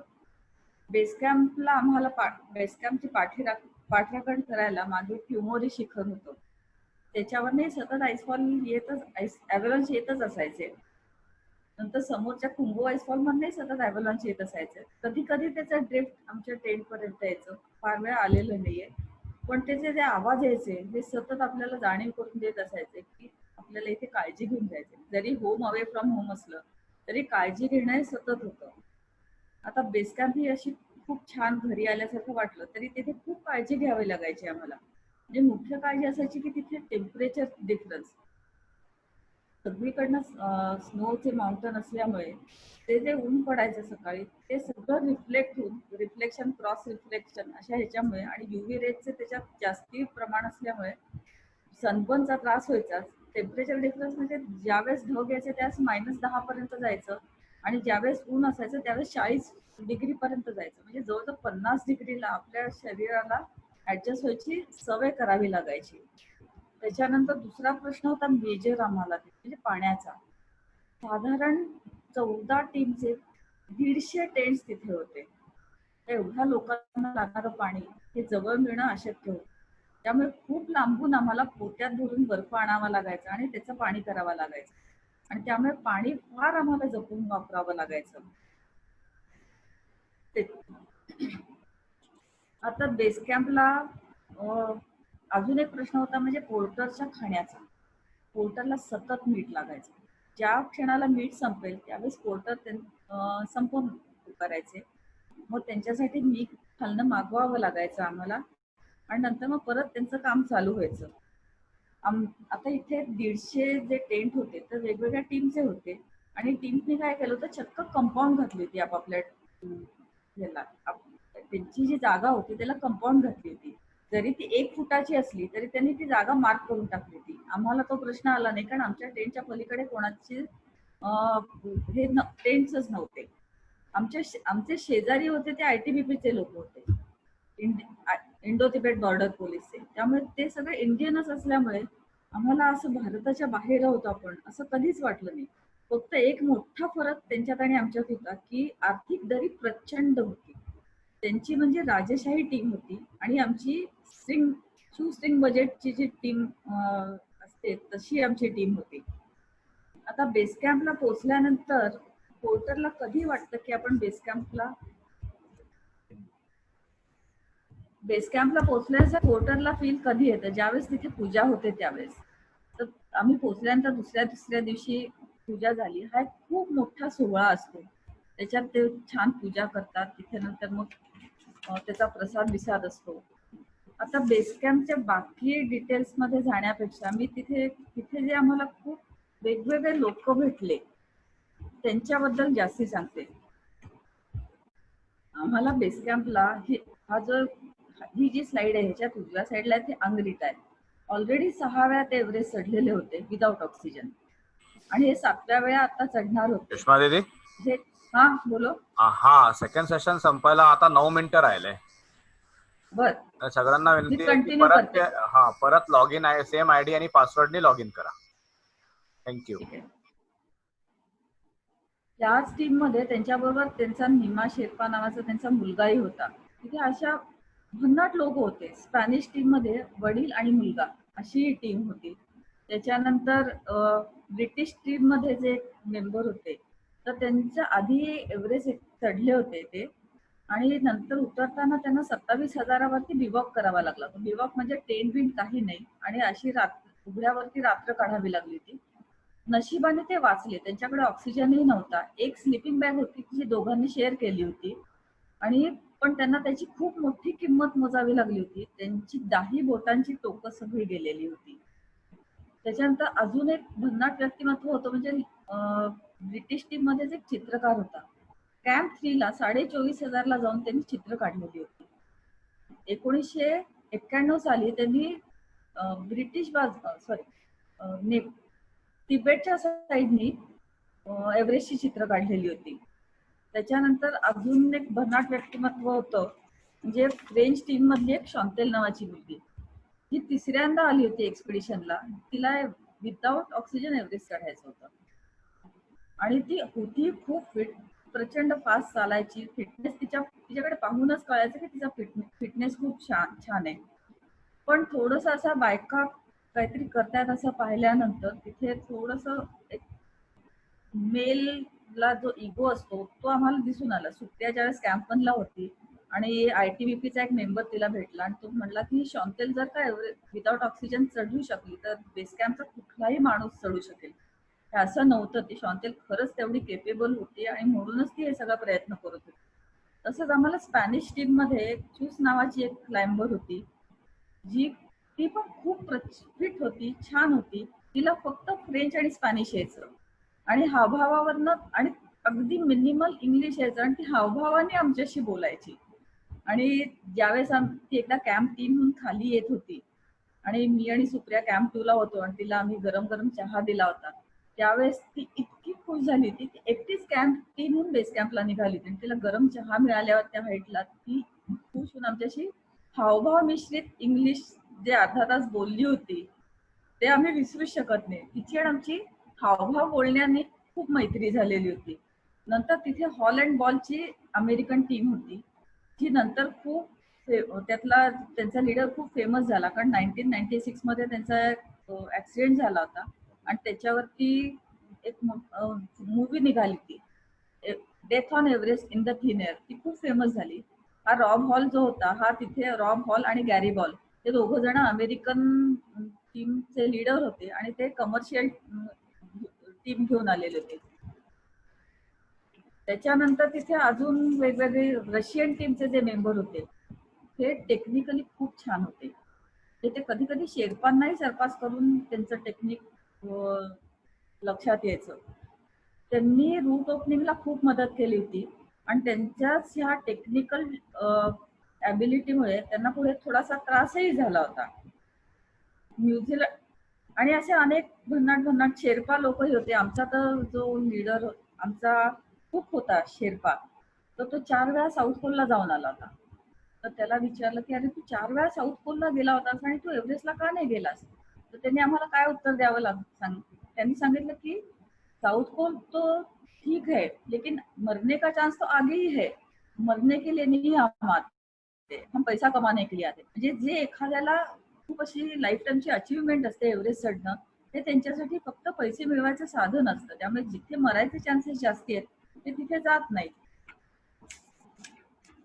आणि बेस कॅम्पवर अशा अनेक काहीतरी भन्नाट लोक भेटायची, असे अनेक घडामोडी व्हायच्या, काही ना काहीतरी हॅपनिंग असायचं. त्यामुळे बेस कॅम्प आम्हाला कधीच बोर वाटला नाही. आणि मग बेस कॅम्पच्या पुढे ज्या लोड फेऱ्या आहेत त्याचं सुप्रियाच सांगेल. ह्याच्यात आमचे लीडर आहेत डॉक्टर DT कुलकर्णी आणि उजव्या साईडला दिसतात हे पुरी आहेत. या पुरींनी DT गेल्यानंतर ऍक्टिंग लीडर म्हणून काम केलेले आहे.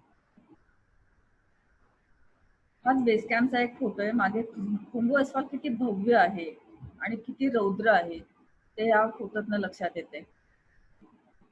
आमच्या शेजारी जी ITBPची टीम होती त्या टीमचे लीडर आहेत हुकुम सिंग. तर आता हुकुम सिंगांचाच विषय निघालाय तर मी सांगते की सुप्रियाचा आईसफॉल मधला परफॉर्मन्स पाहिला होता त्यांच्या ITBPच्या मेंबरनी आणि त्यांनी हुकुम सिंगांनी तो परफॉर्मन्स पाहून सुप्रियाला मुद्दामून भेटायला बोलवलं होतं.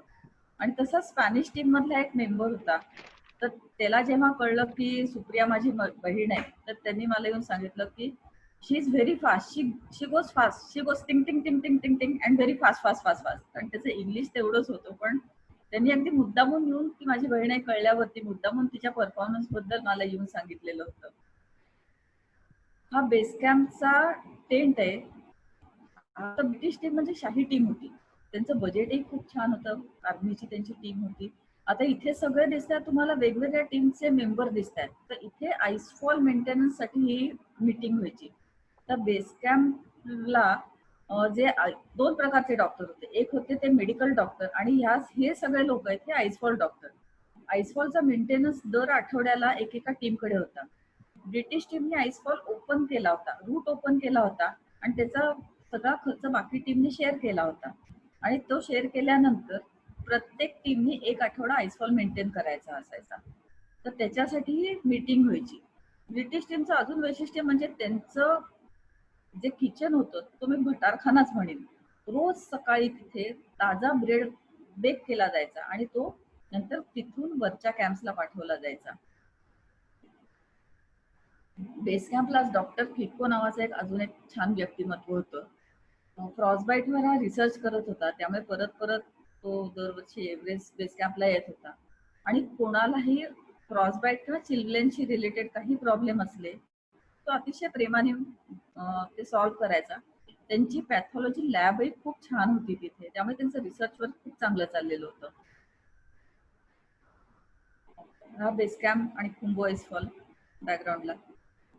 डीटी आणि पुरी स्क्वॉड्रन लीडर पुरी हे पुढच्या मुवमेंट बद्दल डिस्कस करताना बेस कॅम्पला ज्यावेळेस सगळ्यांच्या पूजा होतात त्यावेळेस तसा तो रंगीबेरंगी होऊन जातो, कारण सगळ्यांनी ते फ्लॅग प्रेयर फ्लॅग लावलेले असतात आणि तो एक छान माहोल वाटतो. ते फडफडत असतात. याच्या पुढे आता सुप्रिया आपल्याला कॅम्प 1 ला घेऊन जाईल. हा, थँक्यू सुषमा. हा, 2 मिनिटच राहिलेली आहेत. मी त्याच्यामध्ये सुरुवात करते आणि आपण लोड फेरी बद्दल बोलूया आता. आता लोड फेरीज हा एक महत्वाचा पार्ट असतो कुठल्याही एक्सपिडिशन मधला. आणि लोड फेरीज म्हणजे काय आणि लोड फेरीज कशासाठी करतात, तर आपण आधी बघूया की एव्हरेस्टला साधारण कॅम्प किती लावतात. तर वेस्ट रिज कडून क्लाइंब करताना जेव्हा आम्ही साऊथ कोल वरनं आम्ही क्लाइंब करणार होतो, तर त्याच्यासाठी नॉर्मली इथे सगळ्या टीम ह्या बेस कॅम्प सोडला तर 4 कॅम्प वरचे लावतात. त्याच्यामध्ये कॅम्प 1, 2. आता बेस कॅम्प हा आहे 18,500 फुटावरती. कॅम्प 1 20,500 फुटावरती. कॅम्प 2 आहे तो 22,000 फुटावरती. कॅम्प 3 आहे हा 23,500 ते 24,000 फूट. आणि शेवटचा कॅम्प लागतो तो साऊथ कोलला, तो 26,000 फुटावरती अति उंचीवरती. आणि साऊथ कोल जे काही समिट अटेम्प्ट होतात हे लोक कॅम्प 3 वरून साऊथ कोलला जाऊन तिथून पुढे रात्री पुश करतात, समिट पुश. तर अशासाठी आपल्याला ह्या कॅम्प वरती आपल्याला हे एस्टॅब्लिश करावे लागतात. आता एस्टॅब्लिश म्हणजे तिथे कॅम्प जायचं, तिथे टेंट लावायचे, आवश्यक ते इक्विपमेंट आणि खाण्याचे पदार्थ तिथे ठेवायचे. आणि जेव्हा आपण समिट अटेम्प्ट करतो त्यावेळेला या गोष्टी आपल्याला उपयोगाला येतात. आणि तसंच वरच्या हाईटच्या साठी ॲक्लिमेटाइज साठी या लोड फेरीजचा खूप उपयोग होतो. तर आता लोड फेरीज मध्ये काय सामान आम्ही वरती न्यायचं होतं, त्याच्यामध्ये इक्विपमेंट असायचा आणि मुख्य करून खाण्याचे पदार्थ हे वरच्या हाईटला लागणारे. सुप्रिया, 1 मिनिट फक्त राहिलंय सेकंड सेशन साठी संपायला. ओके, प्लीज सगळ्यांनी परत सेम लॉग इन आयडी आणि पासवर्डनी लॉग इन करा.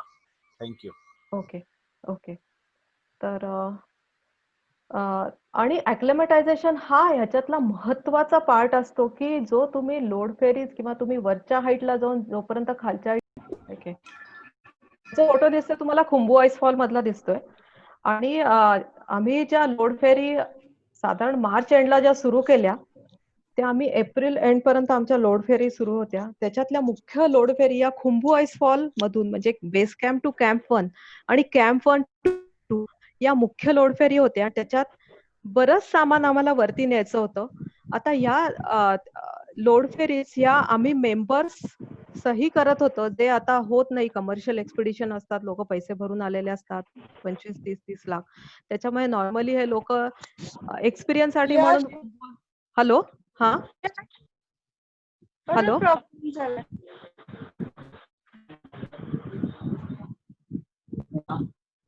आवाज येतोय माझा? हा सुप्रिया, आवाज येतोय तुझा? मी येतोय. येतोय. ओके. सो ह्या ज्या लोड फेरी होत्या मुख्यत्वे करून बेस कॅम्प टू कॅम्प 1 आणि कॅम्प 1 टू कॅम्प 2 ह्याच्यामध्ये बरंच लोड आम्हाला वरती घेऊन जायचं होतं आणि त्याच्यासाठी सगळे मेंबर हातभार लावत होते. आता यावेळेला हा जो आईसफॉल होता, हा आईसफॉल ह्या बेसवरच्या सगळ्या टीमनी मिळून ओपन केलेला होता.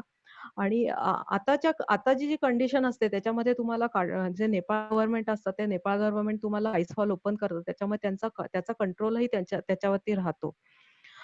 तर त्यावेळेला ती परिस्थिती नव्हती. सगळ्या टीमनी मिळून ओपन केला होता आणि त्याच्यामुळे ह्याच्या मेंटेनन्सची जी जबाबदारी असायची ती प्रत्येक टीमवरती असायची. म्हणजे एक आठवडा ठरवून दिलेला होता, की इंडियन टीमनी 1 आठवडा घ्यायचा, ब्रिटिश, अमेरिकन टीमनी 1 आठवडा घ्यायचा, रशियन टीमनी 1 आठवडा, स्पॅनिश टीम होत्या 3 त्यांनी 1 आठवडा असे म्हणजे आम्ही वाटून घेतलेले होते आणि आता मेंटेनन्स हा कशासाठी लागतो? तर मेंटेनन्स म्हणजे या लॅडर्स इथे आता तुम्ही इथे पाहताय, की हे खुंबू आईसफॉल म्हणजे अतिशय लूज आईस बोल्डरचं स्ट्रक्चर आहे. त्याच्यात प्रचंड अनेक क्रिव्हासेस ते मूव्हिंग स्ट्रक्चर आहे. त्याच्यामुळे कधीही त्याच्यामध्ये अव्हलांचेस येतात. त्याच्यात पडझड होत असते. सतत पडझड होत असते. आईस मेल्ट होत असतो आणि ऊन आलं की आईस मेल्ट होतो. स्ट्रक्चर चेंज होत राहतात कायम. आणि त्याच्यामुळे हा जो रूट असतो, हा रूट एकदा ओपन केलेला तोच राहील एक्सपिडिशनच्या शेवटापर्यंत ह्याची काहीही गॅरंटी नसते. आणि तो रूट त्यात लावलेले फिक्स केलेले रोप्स, त्यात लावलेल्या लॅडर्स आणि त्या सगळ्या व्यवस्थित आहेत ना, हे सगळं बघण्याची जबाबदारी ही त्यावेळेला टीम्सकडेच होती. आणि हा असा सगळ्यात डेंजर झोन म्हणता येईल बेस कॅम्पवरून खुंबू आईसफॉल हा सगळ्यात डेंजर झोन असा होता आणि ह्याच्यातून आम्हाला मॅक्झिमम लोड फेऱ्या कराव्या लागायच्या. तर प्रत्येक मेंबरकडे एक साधारण 10 ते 12 लोड असायचं. मग त्या लोडमध्ये काही असेल, त्याच्यात रेशन असेल, त्याच्यामध्ये वरती लागणारे कांदे, बटाट्यापासून, तांदूळापासून सगळं असेल, त्याच्यात केरोसिन सुद्धा असायचं कधी, त्याच्यात इक्विपमेंट असायचं. असं म्हणजे जे काही सामान कॅम्प 1, कॅम्प 2 किंवा हाय अल्टिट्यूड साठी लागणारं हे सगळं सामान आम्ही पाठीवर घेऊन लोड फेऱ्या करायचो. नॉर्मली आता ह्या लोड फेऱ्यांचा एक फायदा म्हणजे सगळं हे लोड वरती नेऊन टाकायचं आणि दुसरं म्हणजे ॲक्लिमटायझेशन. आता हे लोड फेऱ्या जवळजवळ आता मी पर्सनली सांगायचं तर मी या आईसफॉलमध्ये साधारण 14 लोड फेऱ्या केल्या आणि तिथून कॅम्प 1 पासून परत कॅम्प 2 पर्यंत एक साधारण 4 ते 5 लोड फेऱ्या केल्या होत्या आणि ह्याच्यामध्ये ॲक्लिमटायझेशन इतकं जबरदस्त झालं होतं, की आम्हाला तो खुंबू आईसफॉल क्रॉस करण्यासाठी आणि परत येण्यासाठी आम्हाला फारसा वेळ लागायचा नाही. सकाळी 4 वाजता बेस कॅम्पवरून जे उठायचो ते आम्ही 5 ला तयार होऊन कॉर्नफ्लेक्स किंवा असं काही खाऊन लाईट खाऊन आम्ही वॉटर बॉटल्स घेऊन निघायचो. क्रॅम्पॉन पॉइंट म्हणून एक पॉइंट होता तिथे क्रॅम्पॉन पॉइंटला यायचं तिथे क्रॅम्पॉन्स घालायचे आणि खंबू आईसफॉलमध्ये घुसायचं.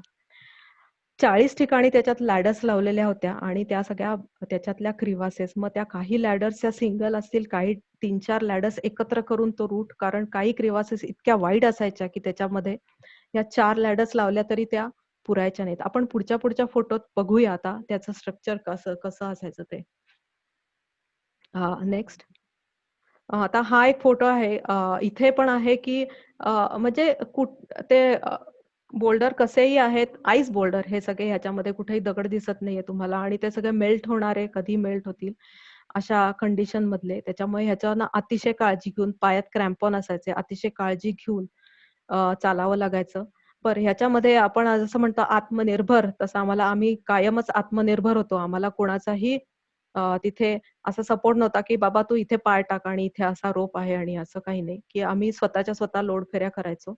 आणि कित्येक वेळेला मी एकटी ती लोड फेऱ्या केल्या आहेत आणि त्याच्यामुळेच मला त्या आय-टी-बी-पीच्या हुकुम सिंग यांनी मला टेंटमध्ये बोलवते, ही कोण मुलगी आहे? ही एकटी कशी काय लोड फेऱ्या करते? कारण हा अतिशय रिस्की भाग होता आणि तिथे त्यांच्या एका पोर्टरचा पडून मृत्यू झालेला होता त्या लोड फेरी करताना. अ, अ, त्या ह्याच्यामध्ये आईसफॉलमध्ये. तर असे आता पुढचे फोटो बघतोय आपण. तर नॉर्मली आता कमर्शियल एक्सपिडिशन बघतो त्याच्यामध्ये तुम्हाला एक डेडिकेटेड शेर्पा असतो आणि तो शेर्पा तुम्हाला कायम मदत करत असतो. म्हणजे अक्षरशः तुमच्या पुढे चालेल, तुम्हाला गाईड करेल रूट. तसं आमचं नव्हतं. आम्ही इंडिव्हिज्युअली आमच्या ह्याच्यावरती घ्यायचो आणि ते सुद्धा लोड घेऊन जायचो आणि लोड फेऱ्या करायचो. बेस कॅम्पवरनं सामान उचलायचं, कॅम्प 1ला नेऊन टाकायचं. साधारण 5:30 ला सकाळी निघालेलो ते 10 पर्यंत कॅम्प 1ला पोहोचायचं. 15 मिनिटं तिथे बसायचं, टेंटमध्ये त्या सामान व्यवस्थित ठेवायचं आणि जे सुटायचं ते खाली बेस कॅम्पला येऊन थांबायचं. आईस फॉलमध्ये कुठेही थांबायची सोय नाही तिथे, कारण तो अतिशय धोकादायक भाग आहे. त्याच्यामुळे कुठून काय अव्हलांच येईल आणि कुठे काय डोक्यात पडेल याची काही कोणालाच काही सांगता यायचं नाही. त्याच्यामुळे डायरेक्ट तुम्ही तिथून निघालात की डायरेक्ट तुम्ही कॅम्पला येऊनच तुम्ही थांबणार. असं आम्ही 12 ते 12:30 पर्यंत लॉड फेरी कंप्लीट करायचो. आणि कारण त्याच्यानंतर ऊन वाढायचं आणि आईस मेल्ट व्हायला लागायचा. अशा प्रकारे तिथे अव्हलांचही आलेले आहेत आणि त्या अव्हलांचमध्ये रूट अनेक वेळा चेंज झालेले आहेत ह्याच्यातले. आता ह्याच्यात तुम्ही एक पाहताय ती लॅडर आणि त्याला खाली त्यांनी धेरा हे देऊन त्यांनी खाली बॅलन्स करण्यासाठी खाली एक लॅडर लावली आहे, कारण त्याच्यावरनं आपल्याला जायचंय आणि ते सुद्धा लोड घेऊन जायचंय त्याच्यावरनं. नुसतंच चालत जायचं नाहीये. ते पण बॅलन्स करत जायचंय. अ, अ, पुढच्या फोटोत जाऊया. तर इथे संजय कट्टी दिसतायत ह्याच्यामध्ये खुंबू आईस फॉलमध्ये. पुढे जाऊया. असे ह्याच्यामध्ये संजय कट्टी आहेत. मध्ये मी आहे. पुढे एक मेंबर आहे अजून आईस फॉल मधले. आता ह्याच्यामध्ये फक्त लॅडर्स नव्हत्या, आता आईस वॉल सुद्धा होत्या आणि आईस वॉल वर सुद्धा त्या क्लाइंब करून जावं लागायचं. तर अशी सगळ्या प्रकारची व्हरायटी आणि सगळ्या प्रकारची कॉम्प्लिकेशन्स होती. आता या फोटोमध्ये सुद्धा बघताय की हे प्रचंड मोठ्या मोठ्या भिंती आहेत. या साधारण साधारण एक 5 मजल्याची एखादी इमारत असेल तशा या भिंती आईस वॉल आणि त्या सगळ्या असायच्या त्याच्यामध्ये. अशा प्रकारचं हे सगळं कॉम्प्लिकेटेड स्ट्रक्चर. पुढे जाऊया आपण. हे पण एक तिथे आईस फॉलमध्ये हे लोड फेरी करतानाचा फोटो आहे. संजय कट्टी दिसतात तिथे. ह्या एक 3-4 लॅडर एकत्र करून ही एक हे केलेली, कारण खाली जे कॉम्प्लिकेटेड जे स्ट्रक्चर आहे त्याच्यावरती या अशाच लॅडर असायच्या आणि त्याच्यावरनं आपल्याला पूर्ण तो आईस फॉल क्रॉस रूट होता त्याच्यातनं. पुढे जाऊया. ह्याच्यामध्ये आता या आईस फॉलमध्ये मी दिसते आणि पुढे एक टीम मेंबर आहे. हा आता कॅम्प 1 जवळ आपण खुंबू आईस फॉल मधनं लोड फेरी करत हे टीम मेंबर पोहोचलेले आहेत. वरती या क्रेस लाईन वरती या कॅम्प 1 आहे. पुढे जाऊया. आता हे सुद्धा एक त्यातलाच एक फोटो आहे ह्याच्यातला. लॉंग स्ट्रेच आहे ह्याच्यातला खुंबू आईस फॉल मधला. हा पण एक फोटो आहे साधारण कॅम्प वरती जवळजवळ पोहोचल्यानंतरचा. संजय कट्टी दिसतात. आता हे जे आहे, आता कॅम्प 1 ला आम्ही लोड टाकायचो आणि त्याच्यानंतर एक साधारण 1 महिना झाल्यानंतर आम्ही पुढच्या लोड फेऱ्या ज्या सुरू केल्या होत्या त्याच्यामध्ये कॅम्प 1 टू कॅम्प 2 ह्या पण लोड फेऱ्या पुढे चालू केल्या आणि त्याच्यावरनं पण सामान घेऊन जायचं. तर कॅम्प 1 ते कॅम्प 2 हे जे डिस्टन्स जरी जास्त नसलं तरी तिथे वाईड क्रिवासेस होत्या, म्हणजे अतिशय रुंद असलेल्या क्रिवासेस. तर एक क्रिवास अशी साधारण 40 ते 50 फूट रुंदीची आणि त्याच्यावरती अनेक लॅडर जोडून तो असा त्याच्यावरती ब्रिज सारखा तयार केलेला आणि त्याच्यावरनं तो साधारण 150 ते 200 किंवा कधी काही जास्त खोल असलेल्या क्रिवासेस आणि त्या बीचवरनं आम्हाला क्रॉस करावे लागायचे. फक्त हे नव्हते तर आईस पॅचेस पण होते, काही वॉल्स होते आणि त्या भिंती करून कॅम्प 2 ला जावं लागायचं. आता हा एक फोटो आहे, ह्याच्यात हा अव्हलांच आलेला आहे आणि हा नुप्से जे बेस कॅम्पच्या अतिशय जवळ असलेलं पीक होतं त्याच्या वरच्या स्लोपवरनं हा एक अव्हलांच आलेला आहे आणि त्याचा फोटो त्यावेळेला आम्ही बेस कॅम्पवरनं काढलेला आहे.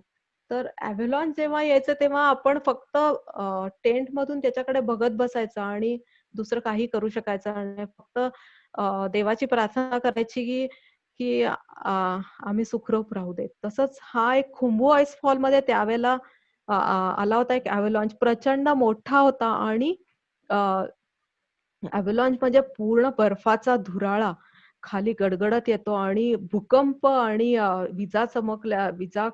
ढग गडगडल्या आवाज येतो प्रचंड. आणि ह्याच्यात तुम्ही आता खाली पाहत असाल तर काही ठिपके दिसतात खालच्या बाजूला तो प्रेयर फ्लॅग आणि तिथे ते काही लोक आईस फॉल मध्ये लोड फेरी करत होते.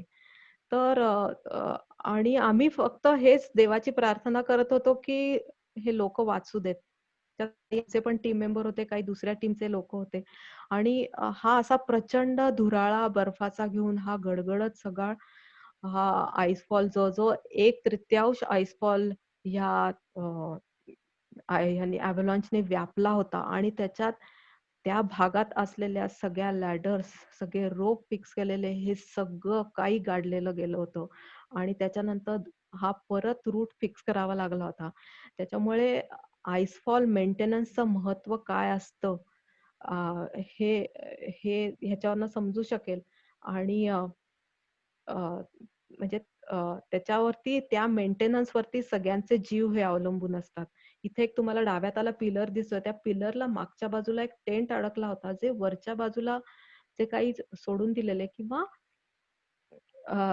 जे काही ऍक्सिडेंट्स होतात त्याच्यात ते टेंट डॅमेज झालेले काही गोष्टी, त्याच्यात जे लोक मरतात त्यांचे सुद्धा टेंट्स हे सगळे खाली या ग्लेशियर मधनं येतात, आईसफॉल मधनं खाली येतात. तसे पिलरला अडकला होता आणि कॅरेबिनर पण अडकली होती आणि वाऱ्याने सारखा त्याचा आवाज यायचा आणि आमचा रूट ह्याच्या खालनच होता आणि त्याच्यामुळे ती कायम अशी टणटण वाजायची, घंटा वाजल्यासारखी आणि ती आम्हाला आठवण करून द्यायची की नाही, तुम्हाला सावधगिरी बाळगलीच पाहिजे ह्या रूटने जाताना. पुढे जाऊया.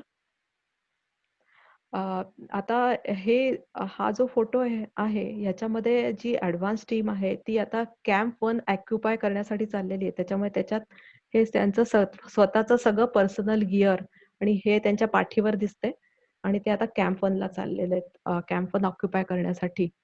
आता हा जो आहे फोटो ह्याच्यामध्ये तो कॅम्प 1 दिसतोय, हा ऍक्च्युअल कॅम्प 1 असा सपाटीवरती होता, पण मध्ये आहे ते लांबलचक क्रिवासेसचं जाळं आहे आणि त्या जाळ्याच्या मध्ये मध्ये ह्या सगळे टेंट्स लावलेले आहेत. प्रत्येक वेगळ्या वेगळ्या टीमचे काही रंग फिक्स होते आणि जे लांबून किंवा मेंबर्सना कळण्यासाठी वेगळ्या वेगळ्या ठिकाणच्या टीम्स आल्या होत्या. आता हा कॅम्प 1चाच एक फोटो आहे आणि तिथे आमचा जो कुक होता तो बाहेर भांडी त्यांनी जे आहेत ते घेऊन बसलाय. शेजारी केरोसिनचा स्टोव्ह आहे आणि तिथे काही पाण्याची अवेलेबिलिटी नाही, त्याच्यामुळे बर्फातच भांडी साफ करायची आणि बादलीत बर्फ घ्यायचा आणि तेच वितळून पाणी करायचं. पुढे जाऊया. आता हा जो फोटो आहे कॅम्प 1 टू कॅम्प 2 लोड फरी करताना, ह्याच्यात मी दिसते, एक दीपक बिश्त आहे आणि मध्ये एक जण मेंबर आहे आणि हे एक लांबलचक क्रिवास ओलांडतानाचा फोटो आहे. पुढे जाऊया. हा कॅम्प 1चा फोटो आहे. हा ITBPचा टेंट तिथे कॅम्प 1ला लावला होता. ITBP ही म्हणजे त्यांचे जी इंडो तिबेट बॉर्डर पोलीस, त्यांच्याकडे प्रचंड मोठे मोठे टेंट्स होते सगळे आणि त्याच्यातला हा एक जवळजवळ 20 मॅन टेंट, म्हणजे 20 लोक मावतील एवढा एक मोठा टेंट त्यांनी कॅम्प 1ला लावला होता. पुढे जाऊया. हा एक वेस्टर्न खूम, म्हणजे कॅम्प 1 टू कॅम्प 2 आणि लोत्से फेस पर्यंतचा वेस्टर्न खूमचा जो एरिया आहे, प्रचंड असा मैदानासारखा तो स्ट्रेच पसरलेला दिसतो आपल्याला, प्रचंड मोठा आणि त्याच्यामध्ये क्रिवासेसचं जाळ आहे आणि ह्या वेस्टर्न खूम मध्ये हा कॅम्प 2 हा लावला जातो. तर कॅम्प 2 कडे जातानाचा हा फोटो आहे. हा सुद्धा लोड फेरी करतानाचा फोटो आहे कॅम्प 2 कडे जाताना. पुढे जाऊया. हे वेदर खराब होत असताना फोटो आहे. मी दिसते इथे कॅम्प 2 कडून कॅम्प 1 कडे परत जाताना आणि पुढे एक मेंबर आहे, एक लॅडर क्रॉस करताना. इथे वेदर खराब झालंय. नॉर्मली 11 वाजल्यानंतर वेदर हे खराब व्हायचं आणि स्नोफॉलला सुरुवात व्हायची. त्याच्यामुळे सकाळी पटापट लोड फे करून जेवढा शक्य असेल तेवढा स्पीड मारून आम्हाला कॅम्प 1ला यावं लागायचं, कारण हा जो रोपअप हा सगळीकडे नव्हता.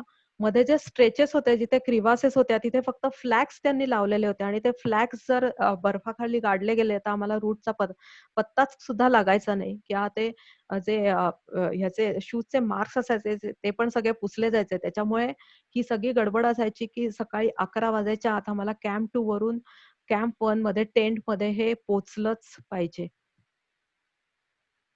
हा एक फोटो आहे. हा कॅम्प 1 वरचा, इथे टीम मेंबर्सनी कॅम्प 1 ऑक्युपाय केला तेव्हाचा.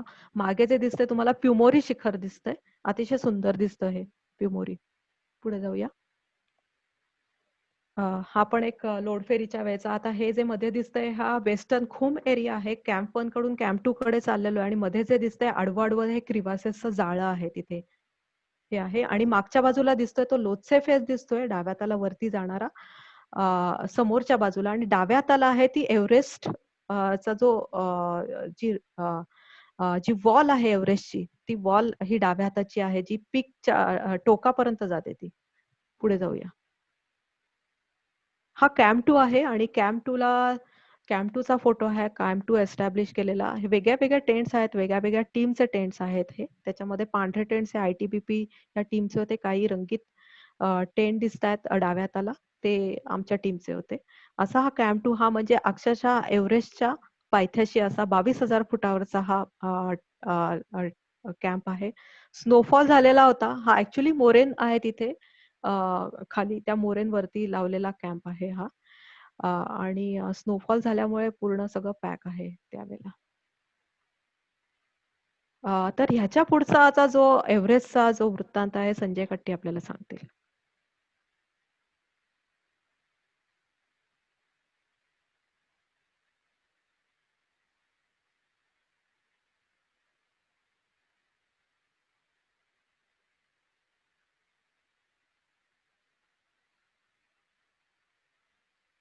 हॅलो संजय?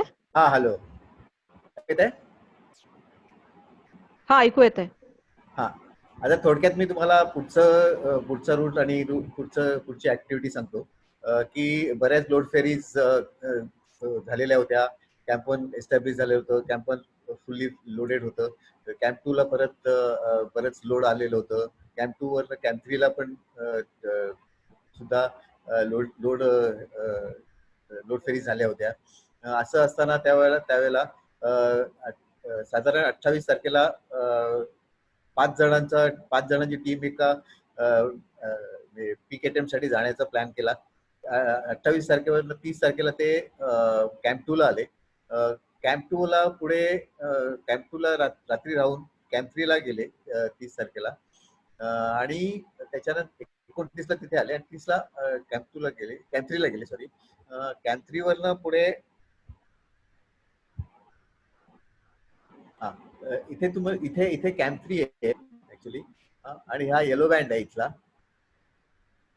आणि या बाजूला आतमध्ये जेनिवा स्क्वेअर येते. तर अशा ह्याच्यात कॅम्प 2 ला आता कॅम्प 2 वरनं काढलेला फोटो आहे हा. समोर सगळं क्लाइम्बिंग दिसतं.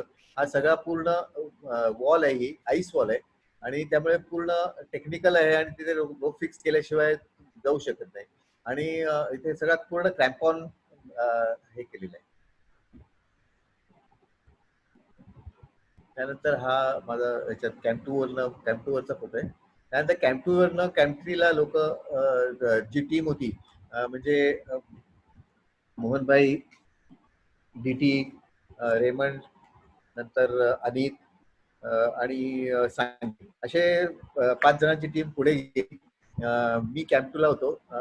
त्याच्यानंतर कॅम्प 3 वरनं ते कॅम्प 3 वरनं कॅम्प 4 म्हणजे साऊथ पोलला त्यांनी वाटचाल केली.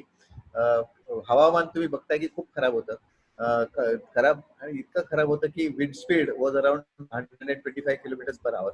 आणि हे थंडी किंवा टेम्परेचर वॉज -40 डिग्रीज टेम्परेचर. तर अशा कंडिशन मध्ये ते कॅम्प 3 वरनं कॅम्प 4 एस्टॅब्लिश करायला ऑक्युपाय करायला चालले होते. तर त्यावेळेला ते ऑक्युपाय करायच्या वेळेला उशीर झाला, वेदर खराब होतं आणि त्यांना मागे फिरायच्या ऐवजी ते म्हणले की कॅम्प 4 जवळ आहे, त्यामुळे कॅम्प 4 ला आपण राहू. अशा ह्याच्याने पुढे कॅम्प 4 पर्यंत जायचा प्रयत्न केला. पण इतकं वादळ आणि वारं सुटलं की ते कॅम्प 4 पर्यंत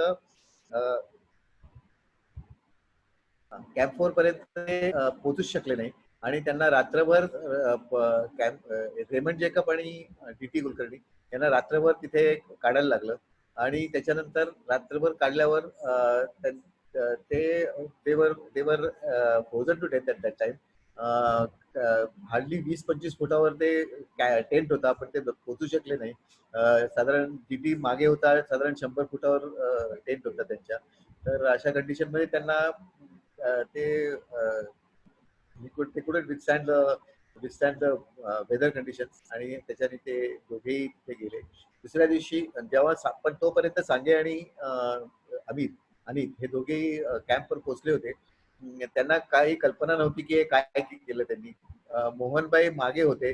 आणि हे दोघेही दुसऱ्या दिवशी सकाळी जेव्हा बाहेर पडले आणि परतीच्या वेदर खूप खराब होतं. ITBPची टीम पण तिथे होती, संतोष यादव पण होती त्यावेळेला. आणि तिथे जेव्हा कळलं त्यांना की वेदर खराब आहे आणि आपल्या अटेम्प्ट होणार नाही आज, म्हणून ते परत मागे फिरायला लागले. मागे फिरता फिरता त्याच्या लक्षात आलं की ह्या रोपवर हे रेमंड जेकबची बॉडी बघितली त्यांनी. ती ती होती तिथे आणि तेव्हा त्यांनी प्रयत्न केला त्यांना रिकूप करायचा, पण ते काही शक्य नव्हतं. ते करून पुढे खाली आले अजून, तर तेव्हा तिथे डीटीची डेड बॉडी दिसली. त्यामुळे ते इतक्या वाईट कंडिशन मध्ये होते की डीटीचं तर पूर्ण जवळजवळ बॉडी बर्फाने भरलेली होती. त्यामुळे त्यांनी ऑक्सिजन द्यायचा प्रयत्न केला. अनित आणि सांगे सुद्धा खाली आले. त्यांनी पण त्याचा ऑक्सिजन सिलेंडर त्याला ऑक्सिजन द्यायचा प्रयत्न केला. पण उघड्या हाताने त्यांनी सिलेंडरचा वापर केल्यामुळे अनितलाही फ्रॉस्टबाईट झाला. त्याच्यानंतर खाली दोघेही गेले, सगळे खाली गेलेले आहे.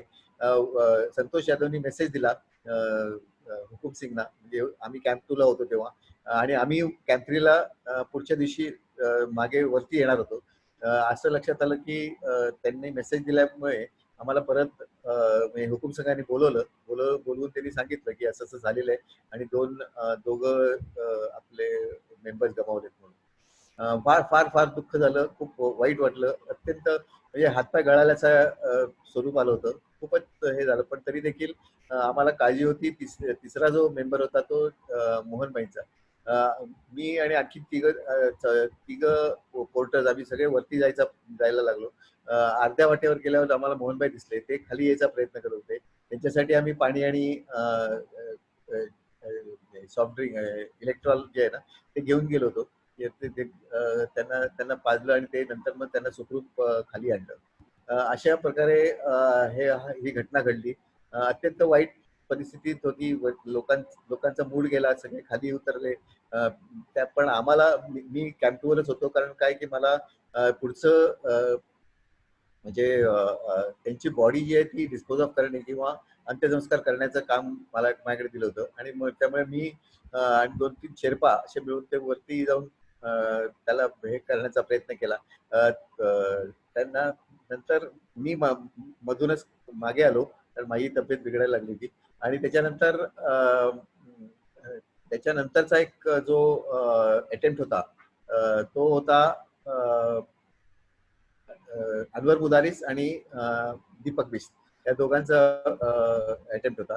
तो 12 तारखेला त्यांनी अटेम्प्ट करायचा पूर्ण प्लॅन केला. खालून निघाले 2-3 दिवसापूर्वी. एक कॅम्प 2 वर आले, कॅम्प 2 वरनं कॅम्प 3 ला आले. हे तुम्हाला दिसते ते टीम मेंबर जे 5 जण मी तुम्हाला म्हणलं ते वरती जातानाच फोटो आहे तो. जसं सगळे टीम मेंबर म्हणजे रेमंड जेकब, प्रीती कुलकर्णी, सगळे सांगे, हे 5 जण वरती निघाले. त्यानंतर हा कॅम्प 3 आहे. कॅम्प 3 स्लोपवरच करायला लागतो. तसंच ते जी दुसरी टीम आली, दुसऱ्या टीमनी पण तसंच कॅम्प 3 वर राहिले. आणि ते इतकं वारं असतं इथे नॉर्मली शेर्पा लोक कोणी राहत नाहीत. आणि शक्यतो शेर्पा लोड फेरी करायची असेल तर त्यांनी ते कॅम्प 2 वरनं कॅम्प 4 ला डायरेक्ट जातात. कॅम्प 3 ला राहत नाही, कारण अव्हलांच आणि वेदर कंडिशन्स आणि विंडी असतं, त्यामुळे इथे राहत नाही. इथे आमची सेकंड अटेम्प्टची टीम थांबली. कॅम्प तिथून ते हा कॅम्प साईट आहे कॅम्प 3चा. इथून पुढे हे साऊथ पोल आहे. साऊथ पोलला पोहोचले ते. साऊथ पोल वरनं दुसऱ्या दिवशी, आता पुढचे फोटोग्राफ्स माझ्याकडे नाही आहेत, पण मी सांगू शकतो काय झालं ते. पुढचे दोघे आणि आणखीन एक शेर्पा असे 3 जण 12 तारखेला पीक अटेम्प्टला निघाले.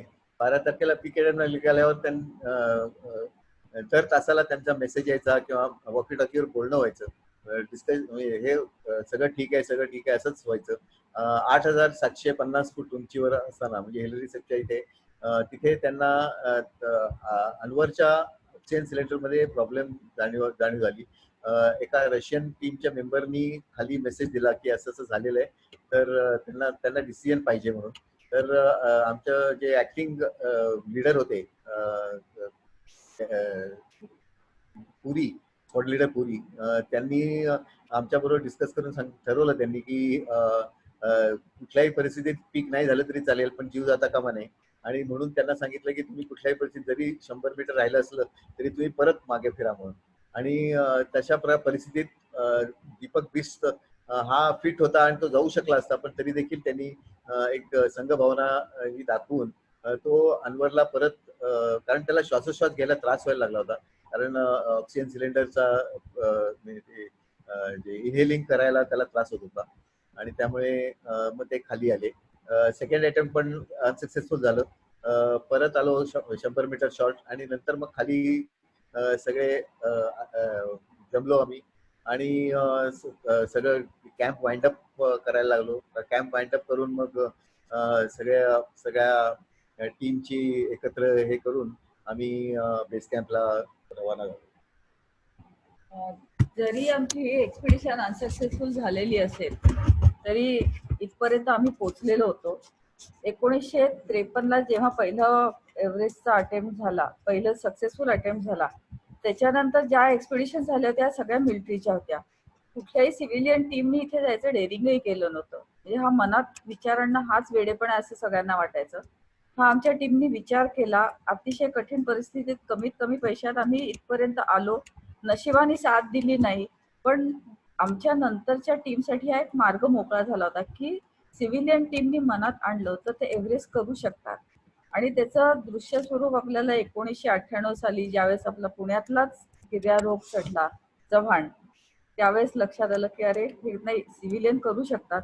आणि नंतर मग पुण्यातले एवढे एव्हरेस्टचे वीर झालेले आहेत की म्हणजे एव्हरेस्टला जायचं असेल तर त्याचा गायडन्स कुठे मिळतो, तर पुण्यात मिळतो, असं ते वाटचाल चालू झालेली आहे. आणि नुसतं एव्हरेस्टवरती बाकीचे लोक थांबलेत असं नाही, तर त्यांनी अनेक 8000 पीक करून ती परंपरा आता चालू ठेवलेली आहे.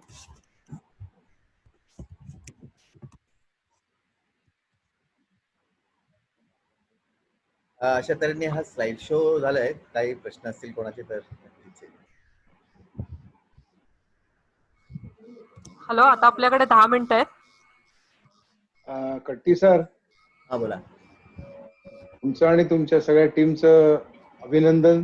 जरी पीक नसलं झालं तरी सुद्धा तुम्ही ते काय म्हणतात केल्यासारखंच आहे. तुमची एकूण सगळे एफर्ट्स, तुम्ही घेतलेले सगळे प्रयत्न, तुम्ही जे काही स्वप्न पाहिलं होतं एक सिव्हिलियन असून तुम्ही सगळ्यांनी, त्याच्यामध्ये I would say it was a success. I mean ठीक आहे, जरी ऍक्च्युअल समिट झालं नाही आणि डीटी आणि यांचं मृत्यू झाला त्याच्यामध्ये, एक छोटीशी मला हे सांगायची याच्यामध्ये 1-2 मिनिटात मी हे सांगतो. डीटी कुलकर्णींना मी स्वतः काही कधीच भेटलेलो नाहीये, माझी त्यांची कधीच भेट झालेली नाहीये. परंतु एकदा साधारण 96-97 सालची गोष्ट असेल, मगाशी त्यांच्या इंट्रोडक्शन मध्ये सुषमाने सांगितलं की त्या आईला खूप अटॅच्ड होते त्यांच्या, त्याच्याविषयीचा एक छोटासा किस्सा मला आठवला म्हणून मी सांगतो. साधारण 96-97 सालची गोष्ट असेल तेव्हा आपल्या इथं पुण्यामध्ये रिक्षाचा संप झाला होता मोठा. आणि रिक्षावाले कोणी, त्यामुळे बरेच लोकांची गैरसोय झाली होती खूप, आणि असेच भाडेवाढीसाठी वगैरे झाला होता. आणि सहकारनगरला माझं एक क्लिनिक होतं त्यावेळेस. सहकारनगरच्या क्लिनिक मधनं मी येत असताना एका बस स्टॉपवर एक बाई उभ्या होत्या आणि त्यावेळेस असे सगळेजण एकमेकांना म्हणजे मदत करत होते.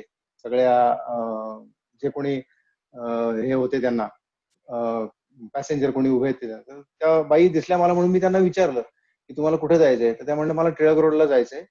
म्हणलं चला मी सोडतो तुम्हाला. मी मोटरसायकलवर होतो अर्थात, त्या माझ्या पाठीमागे बसल्या आणि त्याने मला विचारलं तुमचं नाव काय, म्हणलं मी डॉक्टर आळेकर असं. तर त्या मला म्हणल्या की तुम्ही डॉक्टर आहात का, म्हणलं हो. तर त्या म्हणलं माझा मुलगा पण डॉक्टर आहे हो. म्हणलं कोण, तर त्या म्हणल्या डीटी कुलकर्णी त्याचं नाव, दीपक कुलकर्णी त्याचं नाव. म्हणलं हो का.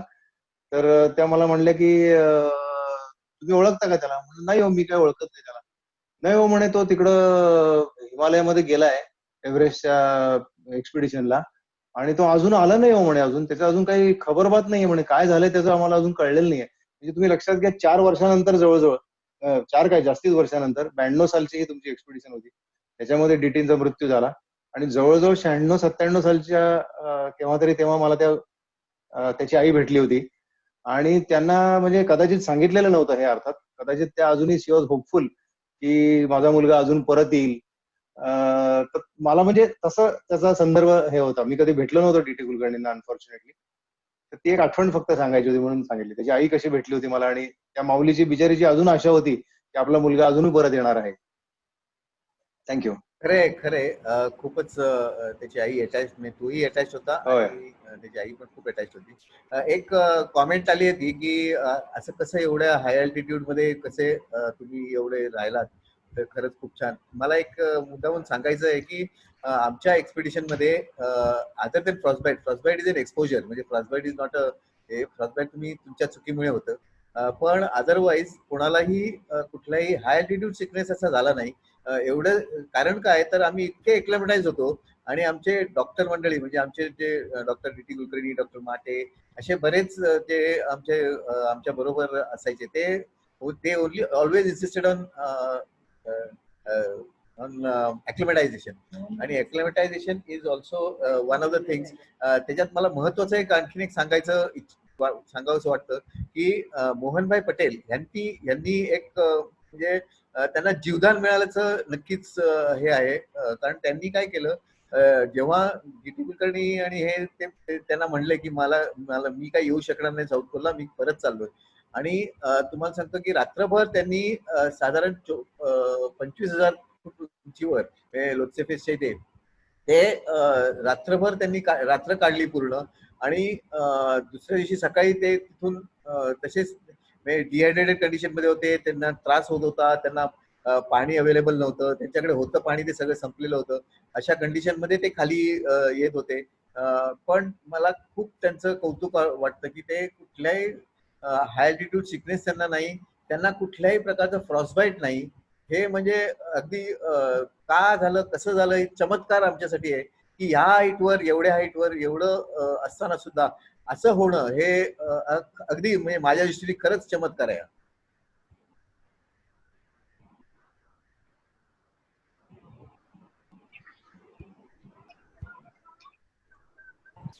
I also appreciate the fact that in spite of seeing two of your main leaders, actually main leader who died, but still you other members try to actually. Yes, that was our intention basically, because it was his wish that we should climb Everest. That was his Yeah, wish, and that's the reason yeah. we all got together. There was one photo where we were literally in a very sad mood and trying to